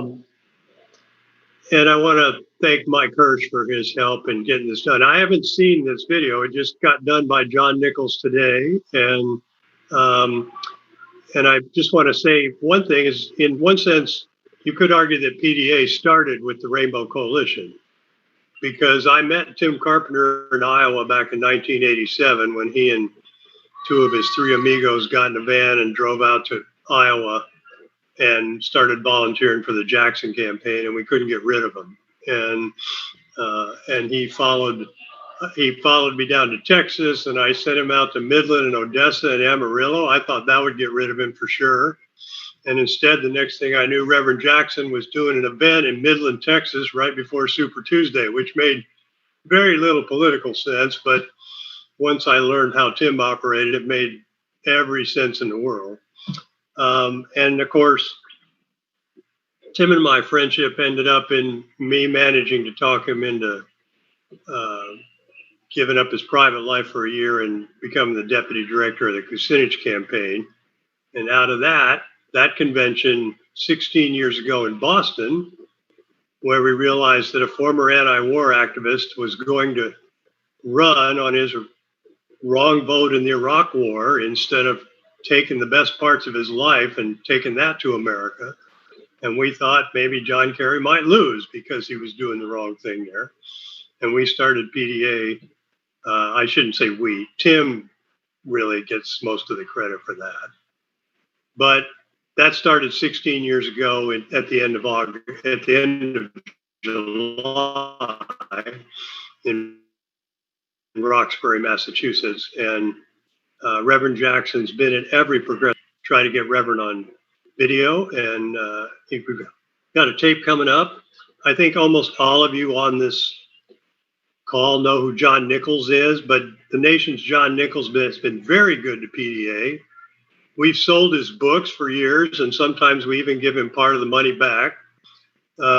He's done events for us in Arizona, California, Wisconsin, New York, DC, Virginia, Massachusetts, New Mexico, and I'm probably leaving out 15 states.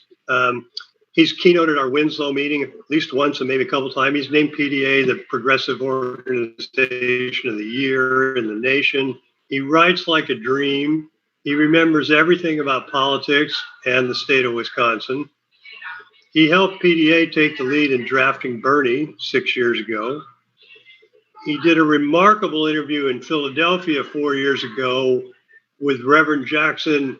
Those of you who were there will probably never forget it because the air conditioner was both ridiculously noisy and pathetically ineffective. And so it was an intensely crowded room and the sweat was dripping off everybody and you couldn't hear Reverend Jackson, and John was holding it all together despite that. It was really something. And of course, John literally wrote the book on stealing elections with Jews for Buchanan about the Florida theft. He wrote a book about democratic socialism. He wrote a book about the Wisconsin uprising. And most recently, he wrote a book about Henry Wallace. Plus, he did a couple forewords for Bernie Sanders' book. So he's probably writing a book since he did the interview at noon today. So he's one of our friends and always willing to help us. And it's an honor for me to introduce Reverend Jackson. I want to take a second to talk about Reverend Jackson. This is an activist who doesn't get his due. And I give full props to John Lewis.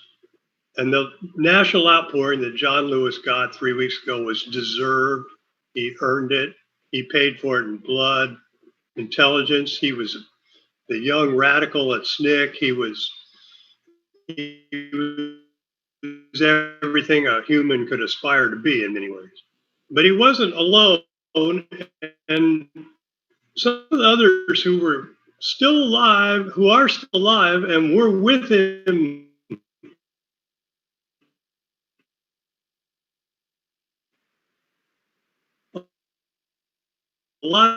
and George Bush eulogized John Lewis. Steve, we keep losing you. I knew that 60, integrating a library in South Carolina, his hometown. So he's going to be 79 in a couple of weeks. And for 60 years, he's been marching for the movement. He's been catching the early bus to get up every day to fight for justice. And he didn't get his due during that time. And many, not just Reverend, many of the actual civil rights warriors had to sit there and listen to people who didn't take any risks tell us what a great man John Lewis was. John Lewis was a great man, but it should have been Harry Belafonte and Diane Nash and Jesse Jackson telling us what a great man he was, because they'd paid their dues. Jesse worked with Dr. King. He ran for president twice. The second time he ran, he got 1,218.5 delegates. That wasn't easy. I mean, you could ask Cory Booker and Kamala Harris how easy it was to be African American and run for president and just rack up a bunch of votes. And Jesse did it at a different time with a lot less money. He won 13 states. He won Vermont, and Bernie Sanders endorsed him back then. It registered millions of young people, many African American young people, to vote. He inspired millions more to be somebody. And there might be a podcast that has a similar name that I've heard about. He kept Dr. King's dream alive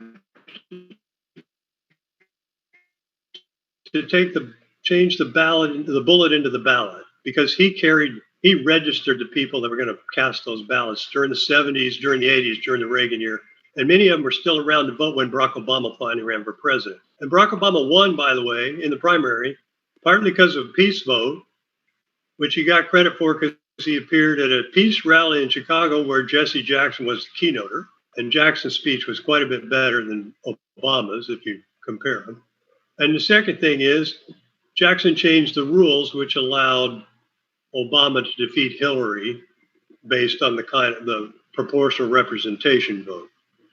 He opened the door to Harold Washington, Carol Moseley Braun, to be the first African-American woman elected to the United States Senate from Illinois. Kamala Harris is the second. And so her history ties directly back to Reverend Jackson. I believe Jackson mentions in the video somewhere that she had a Jackson bumper sticker on her car back then.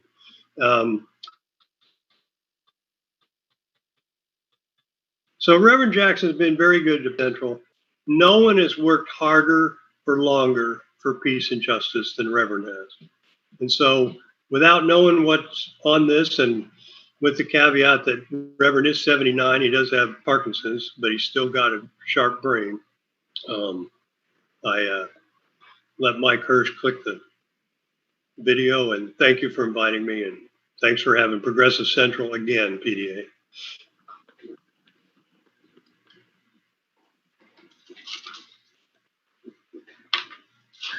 But let me ask you to conclude, if you will, with anything additionally Democrats very struggles along the way that was once founded, or that was once led by Tim Carpenter, who was an early and ardent supporter of your campaigns. Yeah, I can only say we win big elections by small margins. Came to be Nixon by 112,000 votes. You would think you won unanimous, and now one vote per precinct. Probably before about 1.7 million. Dole and Bush got more white votes than Clinton. He got more white, black, and brown. He won. Gore won but lost. Hillary Clinton won but lost. And so these elections at the end become very tight. Every vote, every household, the postal, the ticket every post office in America now the November 3rd. Ticket them. Put mail is not for sale. Ticket, have local press conferences. Because one of the central themes of the time is loss of post offices, rural areas, hamlets, mountains, Appalachia, urban America, post office, small businesses can't get receivables, not get payables. For example, the sick can't get their medicine. The post office has such a wide range of services in all of us. I would say we're in Chicago, we're having a press conference on Friday.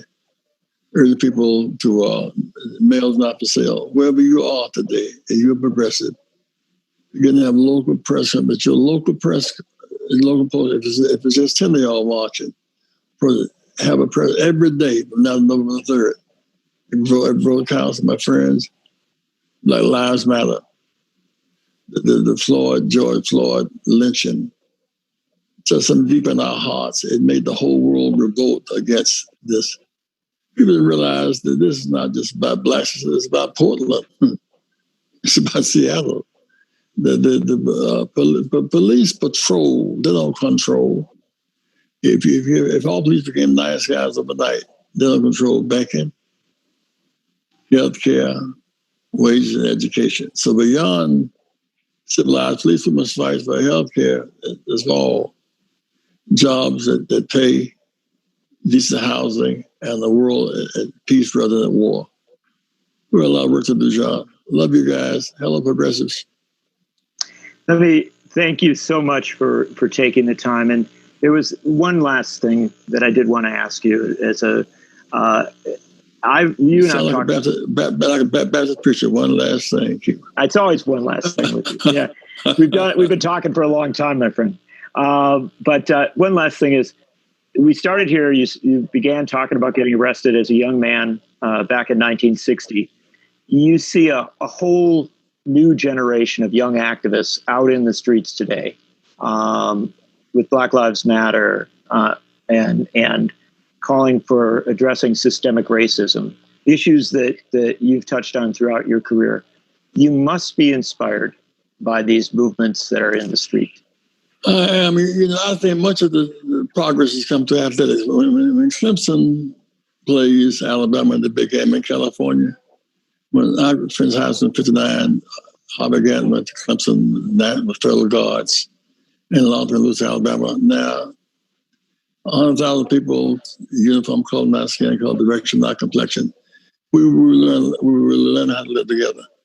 But to see Denver, less than 10% black mayor.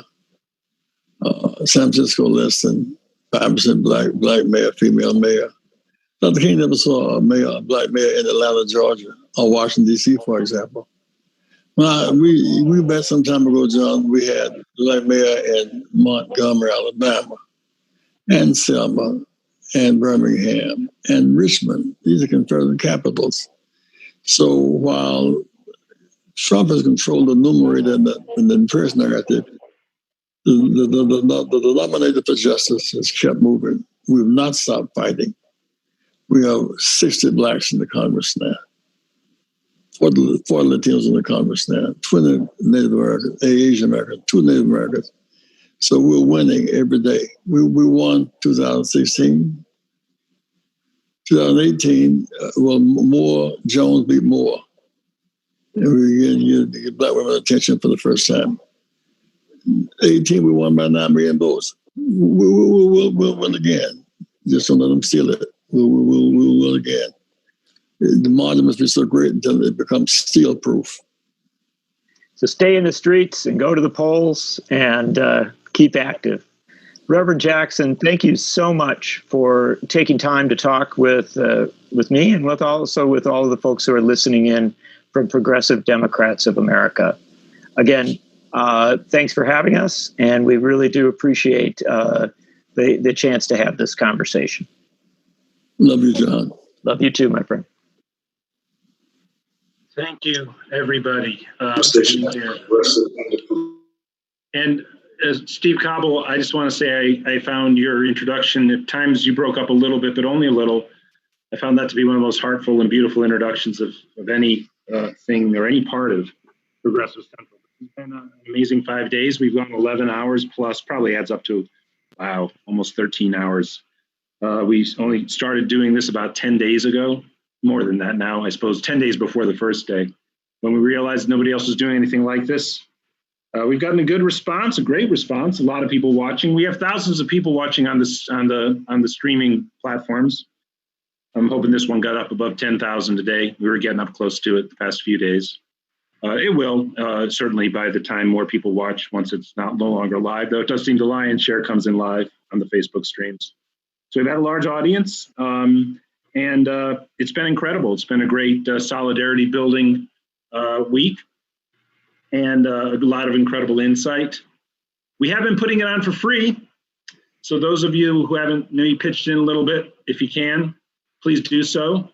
And that includes you who are watching on the streams and not just in the Zoom, but those of you in the Zoom too who haven't contributed yet, go to pdamerica.org, click donate and give what you can.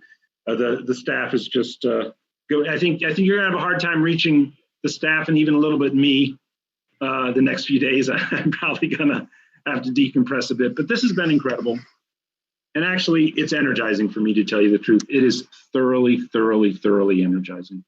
And I'm ready to just go forward, contribute however I can to defeating Donald Trump in November, and then continuing to build the progressive movement. And I really do believe, for the sake of the planet, for the sake of all the communities across America, the necessity of pushing forward, making progress, transforming the country is essential to transforming the way that we're living on the planet and across the world right now, taking on structural institutional racism, an absolutely imbalanced economy, the absence of a public health system, national health system. All of this has to be rectified. We need to get money out of politics.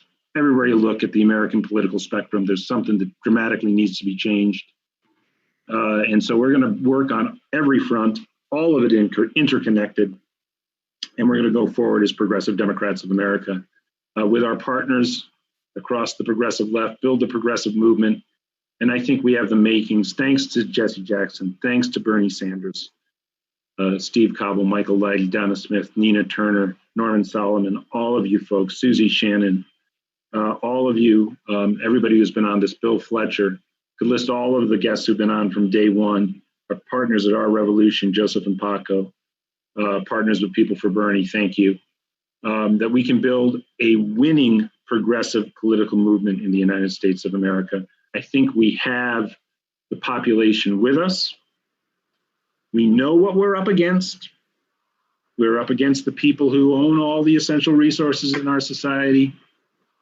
And we have to utilize our organizing, our mobilizations, and yes, our use of the electoral system to wrest it away from them, to win back a society that is a prosperous society, to win a society, really for the first time in American history, is fully inclusive, and is prosperous for all. So thank you so much, everybody. And I suppose it's the end of the time here, and just honored to be with all of you, and honored to be working with all of you going forward, building the progressive movement into a victorious political movement. Thank you so much.